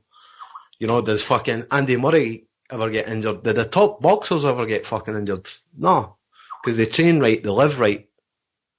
Fucking injuries happen, but if guys keep consistently getting injured, then that's something that's wrong with them, and there should be no sympathy back to the... I think part of it too is the fact that there can be a lot of guys that have quote unquote nagging injuries or little bumps or bruises or whatever, and then they blow it up to act like it's a bigger deal than it really is. They could really compete with whatever quote unquote injury it is, but they just simply choose not to because it works to their advantage to not to. I think it's in all sports these days, across the board. It's a much more scientific thing. So maybe in days gone by, guys would play through a certain amount of injuries, fight with a certain amount of injuries. That shit just does not happen anymore on any level of sport, really, does it? That's the problem. You know, you tweak something, sideline for a month. You know, they don't fuck around with their, you know, their valuable assets anymore. Paper cut, out for 2 weeks. Do you know what I mean? They're not going to risk someone who's worth millions on one fight or one game if that could end their, you know. So they're not going to roll the dice like they used to. That's true. All right, we need to move on. But anyone got any final conversation comments regarding this Triple G and Eubank and any other discussions, contracts, anything? Or should we move on? I just go on. It's a new black hole. No, I wanted to talk about Chris Eubank. You know, I'm a fan of Chris Eubank. I know I listened to the show on Friday and I agreed with every word. You know, Chris Eubank really has disappointed me. I wonder how much influence Senior has had in his career. I think I heard Hamada say on Friday that, you know, like father, like son, you never seen Eubank Senior fight anyone tough. When I say tough, I know he fought Nigel Benn. He never fought Roy Jones. He never fought fucking James Toney. You know, he never fought the cruiserweight and fought fucking Carl Thompson, though. I'm not saying it. Listen, he actually admitted he ducked these guys, so I mean, it's no secret. And I want to see Eubank Jr. test himself like his dad never tested himself. That's what I really want to see. I think he wants to fight. I don't think Senior does him. Really, I think Eddie Hearn is blameless. You know, I think he gets a lot of shit from guys like Leon and stuff. I really don't blame him. I mean, you don't know that. No proof. I've no proof. No, you're right. I've no proof. It's just an opinion. But how would Kell Brook feel if Eubank Jr. gets a big fight before him? He's been waiting his whole fucking career. And Eubank Jr.'s, the Eubanks in general are just fucking Eddie Hearn about. And Eddie Hearn has actually went to them with a big fight before Kell Brook. If I was Kell Brook, I'd be on the phone to fucking Eddie and like, Hall, if he keeps fucking you about with that fight, get me the fight. I'll fight him. That's probably what happened. And, you know, in one respect, man, fucking fair play to Kell Brook. He's probably listening to us saying that he's got one good fight on his resume. He's went and done something about it. He could fight Frankie Gavin fucking 3 times a year, make a couple $100,000. He could live comfortably, but he wants to fucking progress. He's fighting a Frankie Gavin by fighting Brook. This is his Frankie Gavin. Yeah, well, you know what? He would have fought Canelo Alvarez, but he fucking ducked him. So well, it does all fucking flow back to that ginger boy, doesn't it? All this mess. Really? Yeah, listen, the Triple G should be shattling for taking the Kell Brook fight, but I mean, there's really a reason behind it. I mean, he could fight a guy like Dominic Wade. You know, all his mandatories are shit fights. You know, low level key fights, or he could fight a fucking smaller, bigger name. You know. So fuck it. I mean, I understand the process behind it. But the Eubank, it's a duck, man. It is. And that's what I'm going to say. When I was ranting earlier, I wasn't defending Eubank. He ducked him, man. Straight. It's just I don't like having Eddie Hearn quoted at me. All right, let's move on. Quickly just talk about Charlie Edwards announced today that he's fighting Casemiro on the undercard of Brook Golovkin. Joe Morgan decided to go at a good time because he was really harsh on Charlie Edwards, and most of us were, to be honest, on that episode where we discussed him not wanting to fight Andrew Selby for the British title, I think. I don't know. This is a good fight. I think it's going to be very hard for Charlie Edwards though, because I've seen Casemiro twice. Both fights were the road rank fights, and the first fight was a tough fight just because Road Ring's just a dirty bastard doing body slams and shit, but he chopped him in half in the second fight with the body shots and beat him and became the champ, and he impressed me. So I think Charlie Edwards has got his hands full with him. You guys got any thoughts? I mean, I'd say he has his hands full with him as long as Casemiro can make the weight. I'm not sure if he's going to necessarily be able to, though. Because, I mean, technically speaking, the IBF pulled a fast one with him and Ronwall. Neither of them made 112 pounds. And all that crap about, it was a fake weigh-in at the Great Wall of China. Well, then why did everybody else make weight and those two didn't? Yeah, that whole thing. You and me had a discussion. It was very shady, that, wasn't it? Yeah, extremely, extremely. But I mean, should Casemiro manage to make the weight okay and not be drained to shit? He's just too big of a puncher, I think, for somebody that's a relative novice. Yeah. But who knows? Maybe he'll strike gold. He might be catching the right guy at the exact right time. That's true. Anyone else? Yeah, that's true. But also Eddie Hearn might have just gone mad and just sent two of his fighters, just thrown them to the lions. Man, this is his 7th fight. He's fought no one of any real quality. I mean, this is a massive step up. I mean, we were saying off air, is there any way we'd say Charlie Edwards is a tougher person than Ruorong?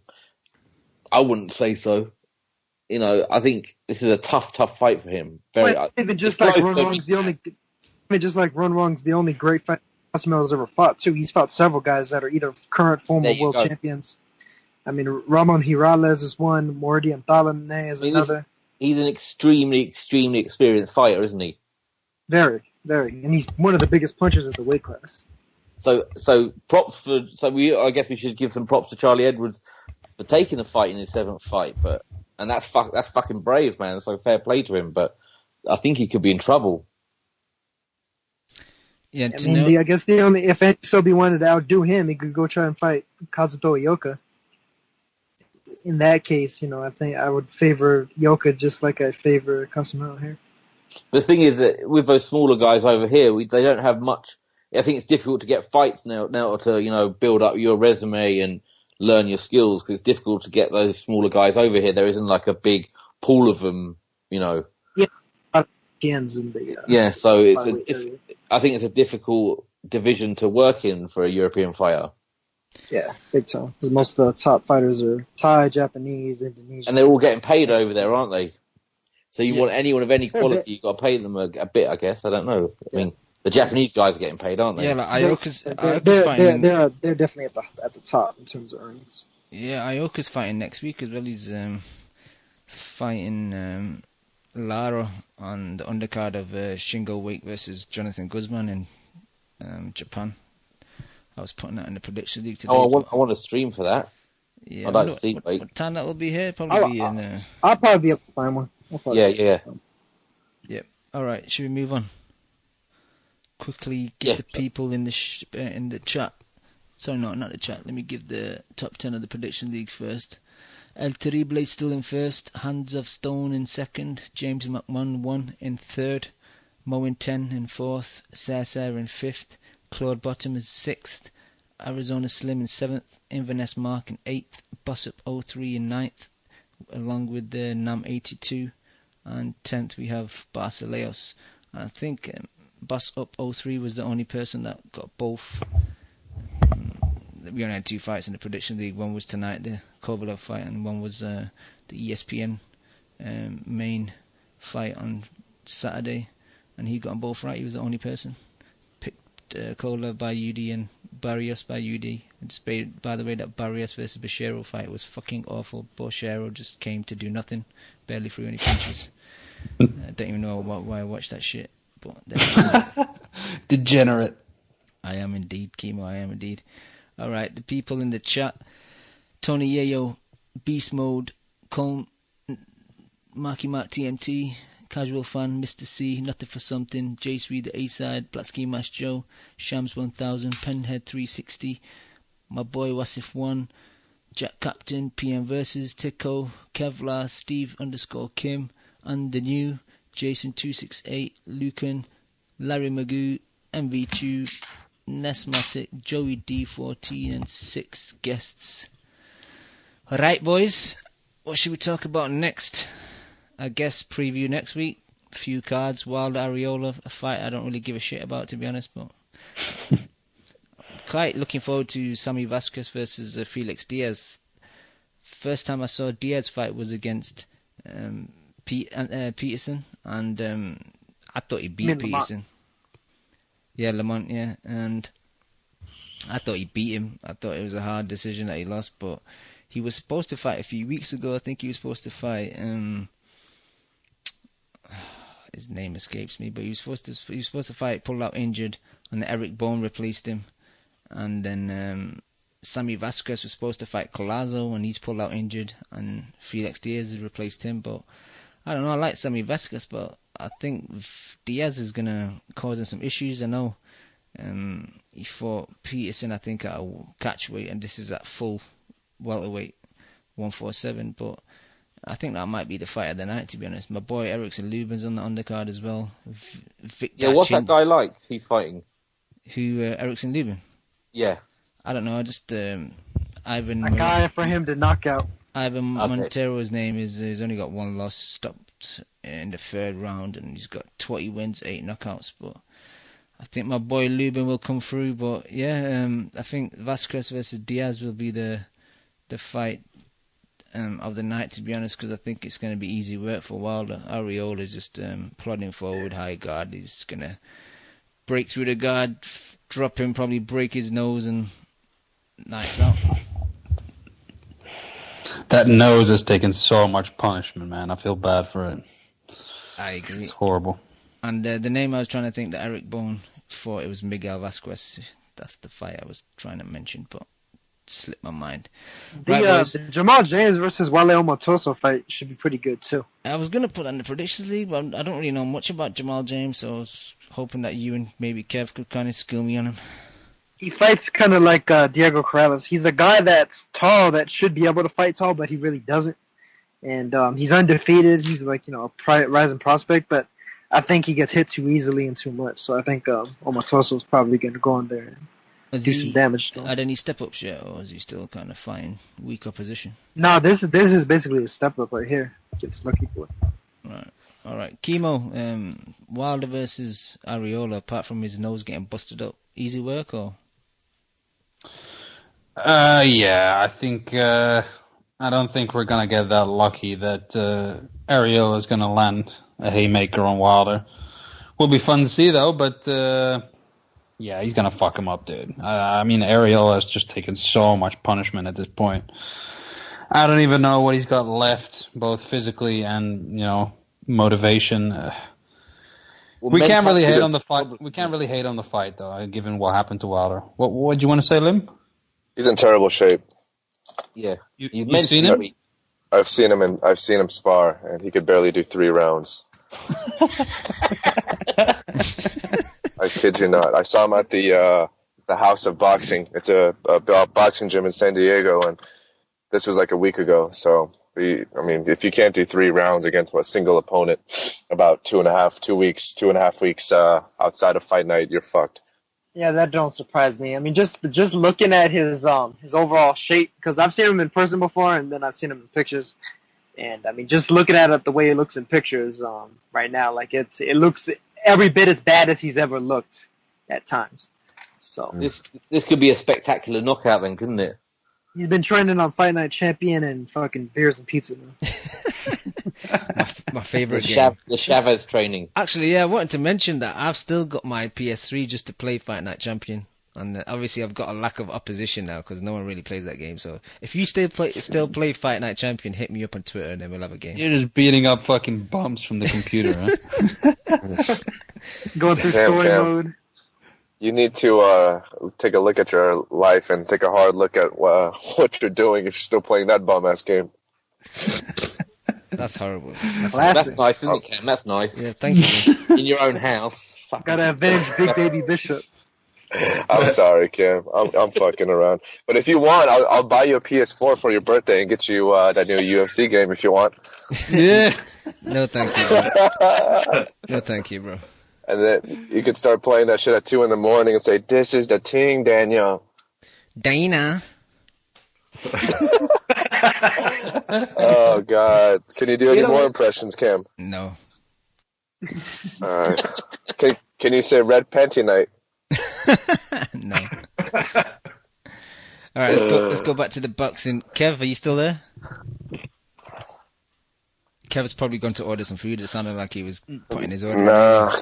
Kev's getting some medication for all that fucking hate that he was spewing a couple minutes ago. He's taping a picture of Chemo to his heavy bag. Leon just knocked on my door with a bag full of laundry and shit. I was like, what the fuck is going on here? Living in Bayside these days, man. Hey, I hate to bring that up again, but that argument that you guys have just shows you how much of a fucked up place we are in the sport right now, where we have to argue about hypotheticals and contracts and all that bullshit. No, I know. It's sad because we shouldn't have to debase ourselves to that. You know what I mean? I just don't like the double standards and the contradictions. That's all my thing. Like people make a hero out of one guy and shit on another guy when neither one of them has done shit to make a fight. Like, neither offense to you guys, but that shit was fucking brutal to listen to after 5 minutes, because it's just like, what are we even talking about now? It's a broken record. Fuck, man, I hate that shit. And Cam, I hate to bring back the UFC, but I was in Vegas this past weekend, and the UFC had a big international fight weekend. And to tell you the truth, the UFC 200 was fucking terrible, man. I hated that event top to bottom, but at the same time, it's such an easier sport to follow because they constantly promote to you guys, and there's just one organization, so you always know what's going on. You know who's going to fight who. There's none of this back and forth drama type of bullshit that ensues in this sport. And again, man, listening to my boy Chemo and KH go at it was hard for me to listen to. It was just like watching two of my favorite sons fight in the back of a parking lot or something. You know, I don't want to see that happen. Dark place. That shouldn't happen. Lim, I know the guys line up and they fight each other. If you're number 1 and 2, and you fight each other, and then the other guys have to fight guys to climb the ratings, and the ratings actually matter. Lim, I know this isn't a Mystic Men, but you said that UFC 200 wasn't your favorite show. Was it because the fights didn't turn out the way you wanted, or pre-hand the fights weren't that good? It was a little bit of both, but I think it was more of just the sport in and of itself. Again, I've said this numerous times. When I see a good boxing match versus a good UFC match, I'll take the good boxing match 10 times out of 10. I just think it's a pure sport. I think the fact that it's so much more, the focus of the sport is so much more narrow, I think allows the best of the best to truly express themselves in a cage or in a boxing ring, just because in the UFC you have to focus on way too many different things, and oftentimes a guy who's more skilled or who's a better fighter isn't always able to display that in a specific match. But again, it's the consistency, it's the brand appeal, it's the constant marketing and the PR that they've built into that organization that allows them to draw casuals, that allows them to bring fans together. It allows them to have these huge fucking expos where they take over the entire city of Las Vegas. And it's so much fun, man. And I just kind of sat back and I thought to myself, like, this is what boxing could be. This is what boxing should be. But no, we have to constantly dispute over fucking contract negotiations. We have to talk about some fucking bum from 147 moving up to 160, and we're trying to defend that fight. It's like, what is this shit, man? Like, I fucking hate this. Yeah, it's terrible. I think Lim Saturday may have been ruined a bit too by his nobody to follow or really to value in boxing right now. Sorry, Go on, Nato. Nato. What were you saying, Nato? No, I was saying that Lim Saturday was also ruined by his boy Prince Albert getting flattened. Yeah, man. That actually no. I'm serious. There's a fighter named Albert Pagara and his brother Mark. They flew up from the Philippines a couple months ago, and I became pretty good friends with their coach. And like, these dudes, they put in so much money to fly these kids over to LA from the Philippines, and this was Albert's big step up fight, and he just got dragged into a fucking war, and he got brutalized, and that was really hard to watch. Was this the fight where he dropped the dude in the first round with a count on left hook, and then? That was it. And I know I use the word bum way too much, and I shit on guys, but I mean, fuck, it's stuff like this that makes you realize how hard the sport is. Because, you know, if you see a guy like Albert Pagara in the gym, you'll be like, oh my god, who is this kid? He's so incredible. He's going to be a multi-division weight champ. And then, you know, he gets knocked out in his first step up fight. Just, the sport is brutal, man. And then, the guy that him out, Juarez, is like, he's one of these like Salido type guys where he's just been forged in the gauntlet. Cease this, Cam. Put a fucking stop to this shit. No, Leon, it was actually good. I saw bits of it. It was a good fight. The stoppage was excellent, man. That 4-punch combinations that dropped Pagara was excellent. But this is the guy that gave Donaire basically the hardest fight of his career. Yeah, and they're saying like Donaire would be open to the rematch as well. So I think that would be pretty good. I don't think they should take it, man. It's too early for Pagara. He's young. He has so much time to develop. You don't want to get dragged right back in. No, he was talking about Donaire. Donaire having a rematch. Oh, Donaire, my bad. Okay. And it's funny, Naruto, because that entire gym, as much as I love those guys, they don't know how to utilize their assets. That other guy who's that other Filipino guy we're talking about, Cam? Maxayo. Who fought, Maxayo. All of those guys, they have better boxing skills than their opponents, but they resort to this like clubber match where they just try to brawl their opponents when they have the boxing skills to outbox the guy that's standing opposite of them. Yep. Yeah, but we'll move on. I don't want to hear Leon throw a hissy fit on the other end. Trolling our own selves on drink bleach, Leon. Dude, I'm not trolling Leon. I swear, I fucking. This love is a these serious kids. conversation, by the way. I fucking love Pagara. That's my guy, dude. And he got fucking brutalized, and it made me cry, dude. I really enjoyed that story, Dan. Glad you cried. I'm telling you.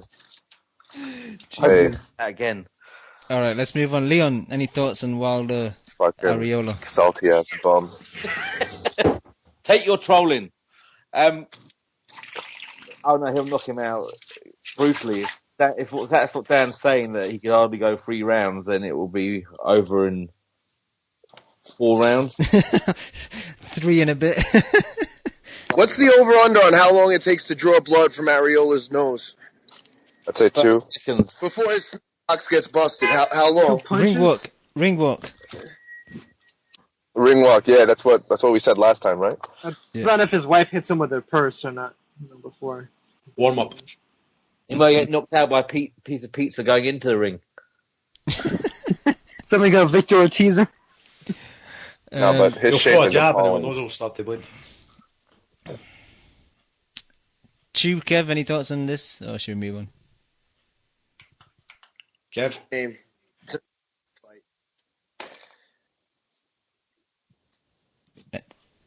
Anyone? Any thoughts?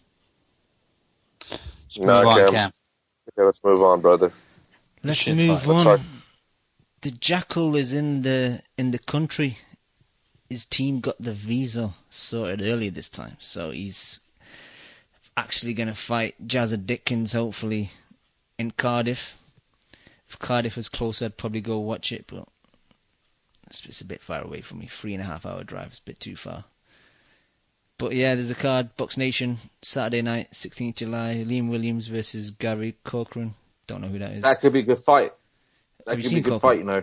Have you seen him, though? Or are you just presuming off his record? No, I've seen him a few times. I mean, he's not. I think Liam Williams will beat him, but that guy's brave as fuck, man. And they've been going at it, they clearly don't like each other, which is, a good ingredient for whatever level of fight you're watching. So I think people could be surprised by that fight. I think, I like Liam Williams. I think he's good, that kid. So, I think it'll be a good fight, Cam. Yep. Terry Flanagan was supposed to fight this past weekend against Manzuka Fana, but that got pushed to this card when Fury and Vlad got postponed. But Fana's still going, man. I remember. How old is he now? In his 40s? 42, yeah. I know Naota was saying it was that a long time ago. I think 2005 when he got stopped by Barrera, man. But he's still going on, I guess. He got fucking flatlined by Barrera. He still needs the money, or I don't know. Some guys just can't quit, can't give up the sport. But yeah, he's on the undercard, and as I mentioned earlier, we got Jazza Dickens versus Rigano. So that's the fight I'm really looking forward to. There's a few others on there. Bradley Skeet's fighting a bit of a bummy guy, and I think that other dude from the Midlands. What's his name? I need to talk on this. Which bit? Tommy Langford. Tommy Langford. What do you need to talk about? Well, we need to, because I've been shitting on Hearn all this time. Well, not shitting on him, just saying I don't trust him. This is some low-level Box Nation bullshit. Because he's fighting a guy that Billy Joe Saunders fought in his second fight and knocked out inside 2 rounds in a 4-round fight 7 years ago. And this guy, Tommy Langford, that we are being made out to believe could challenge Billy Joe, is fighting him in his 17th fight. That's awful. Well, he's had 7 years to improve, Leon. I can tell you by his fucking record, he has not done that, Kev. So this is just some more bullshit, just pumping up this kid, keeping his are intact until he can sell us that Billy Joe Saunders fight, man.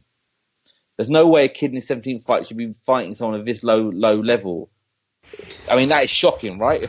Well, his opponent, Ronnie Gebel, the guy you're talking about, his last fight was his 28th fight. He fought a guy in Switzerland who was 17-15 and won in an 8-rounder. So he lost to the guy Liam Smith beat.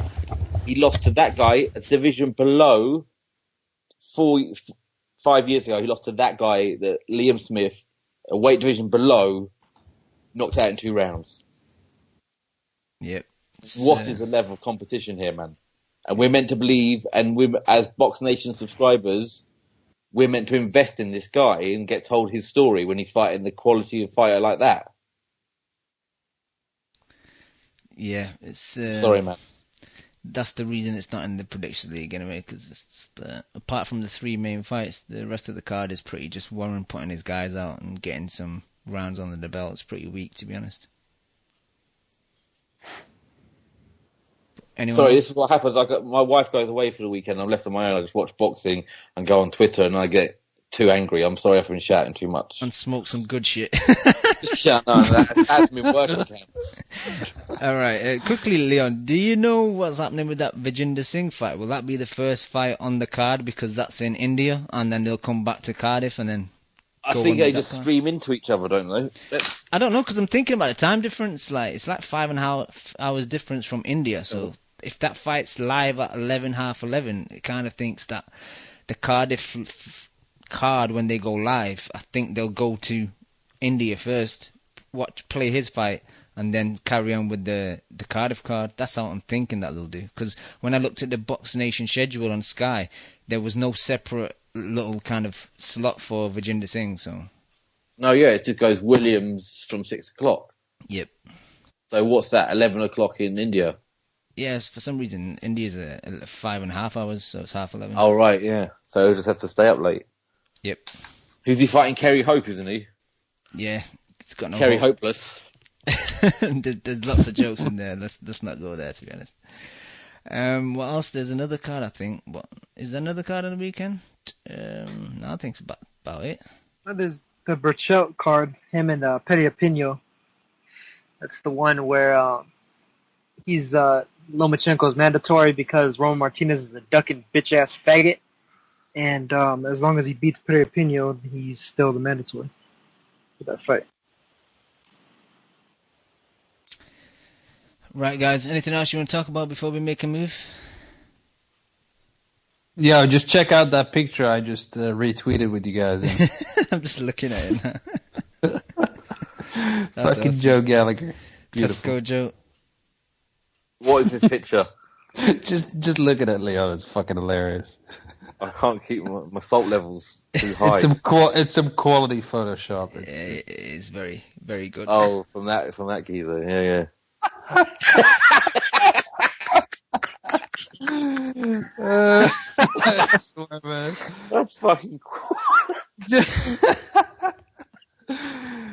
You gotta give credit to the internet, man. I mean, the fucking memes nowadays are just fucking brilliant. Oh god. Anyway, Cam. To retweet that, everyone needs to see that. Hey, Chemo, just make sure I get the link next week, all right?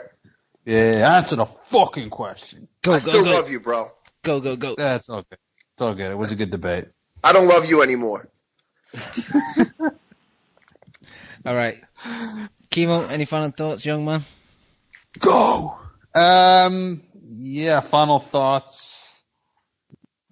Well, it was an intense episode, but we still got some good fights coming, man. We got Crawford Postol. I'm pretty pumped about that fight, actually. I don't know about you guys, but that is one fight I'm looking forward to. Like 2 guys, prime for prime. Still haven't made my mind up. Show, Chemo? I have not, actually. I have not seen it yet.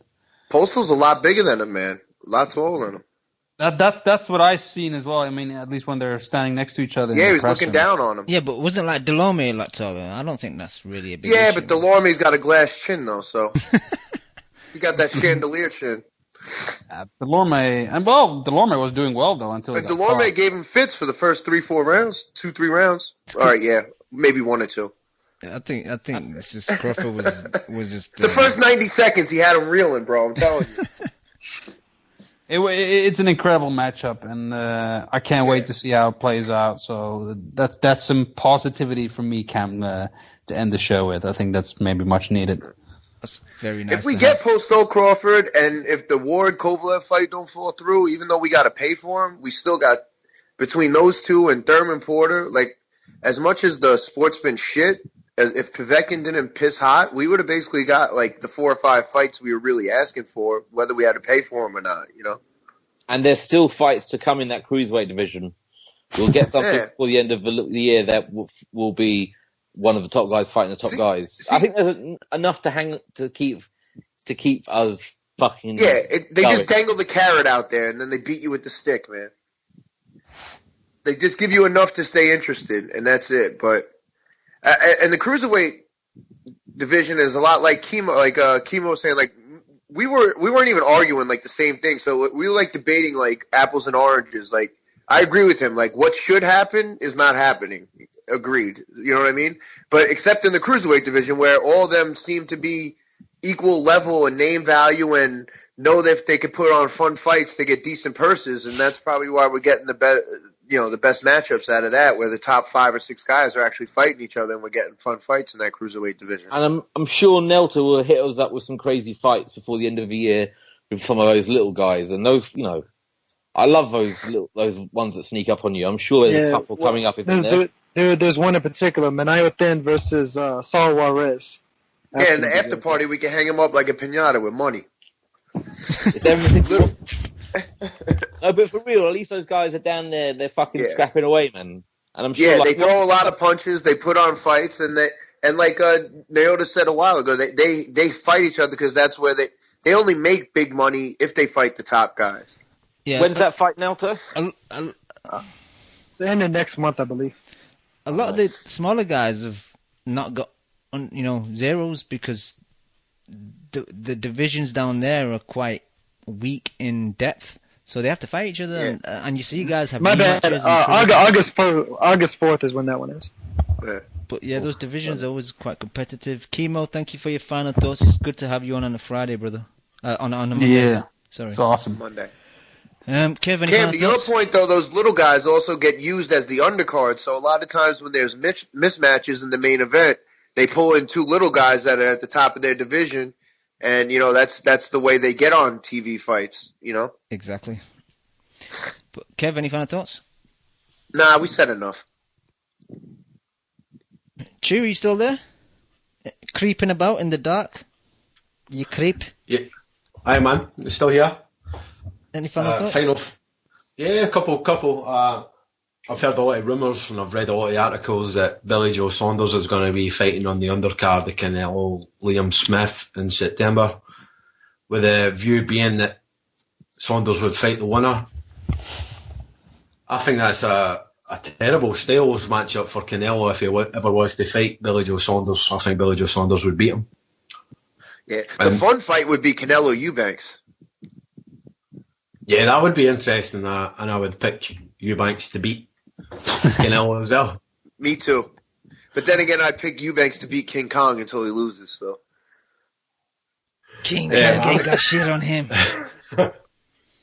Anything else, Chew? Nah, that's it.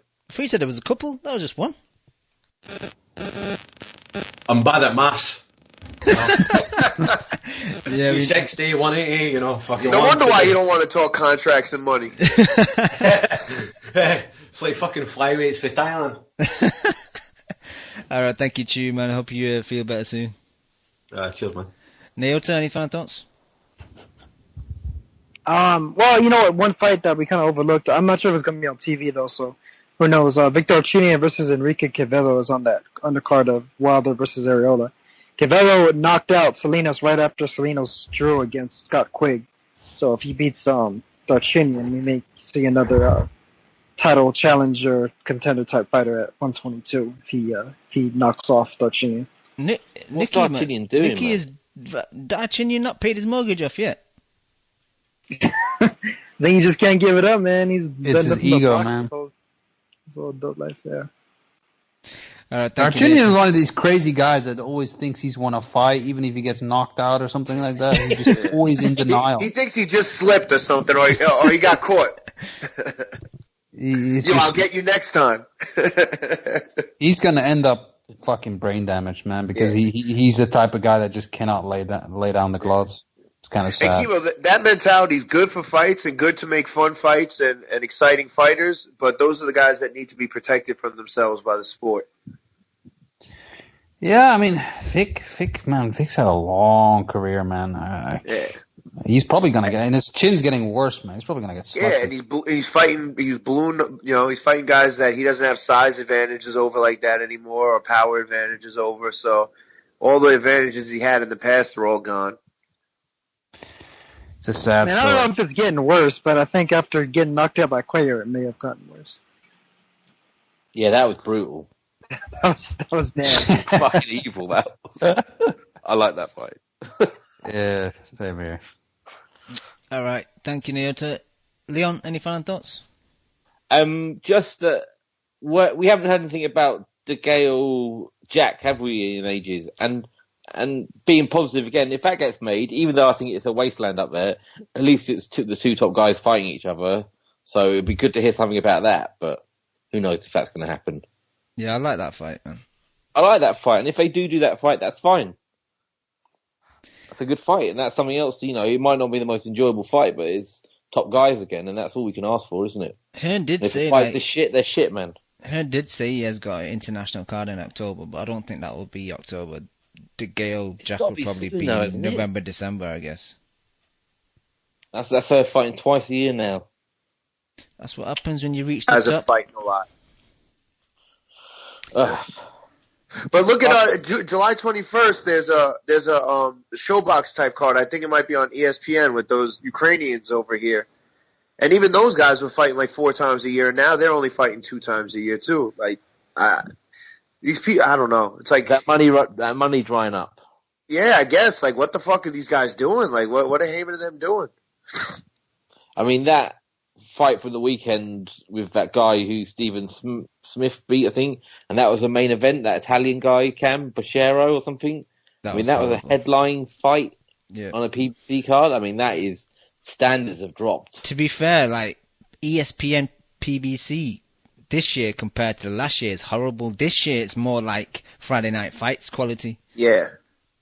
And you know what? They should have just made it like another showbox, but keep it more active. Have it every week or every 2 weeks, and just keep giving us these prospects 4 times a year, so we can learn them. And if they blow up, we can follow them, and then they have a name for themselves. What are you paying them? You could be paying some of those kids 20, 30 grand a fight. It's not even. Some of them are getting like 8, 12 grand. What are they making? They ain't making shit. So those let the Heymanites tell you, and he's making everybody millionaires. Well, I'd be happy if they're making more of those fights, a bit more of the old structure where it's like, here's the developing place, and here's the big ones, and then here's the massive ones you got to pay for them. But there's no structure to PBC, is it? It's just fucking scattergun. Yeah, it's like I said, if these guys were fighting 4 times a year, and you get to know them, and you get to see them, this way when they parachute a guy like, say, Kurtzidis into a fight, it's like, all right, I just saw him twice on whatever. You know what I mean? On ESPN Friday Night Fights, I already saw him twice. So I know him, but they don't do that. These guys don't have any visibility. They're only fighting once, maybe twice a year, and that's just bad.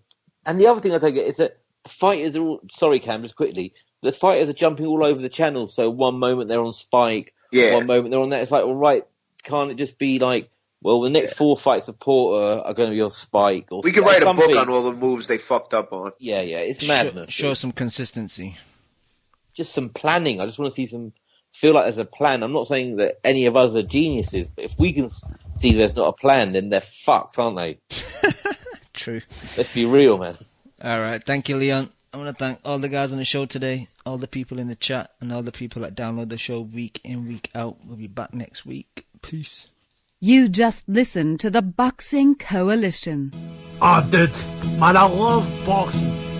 I fucking love boxing. A big shout out to the Boxing Coalition. You're a newbie. No, I ain't new, man. If my fucking next door neighbour became the #1 flyweight in the world, you know what I'd do? I'd fucking walk past the cunt. Derek, how you doing, bro?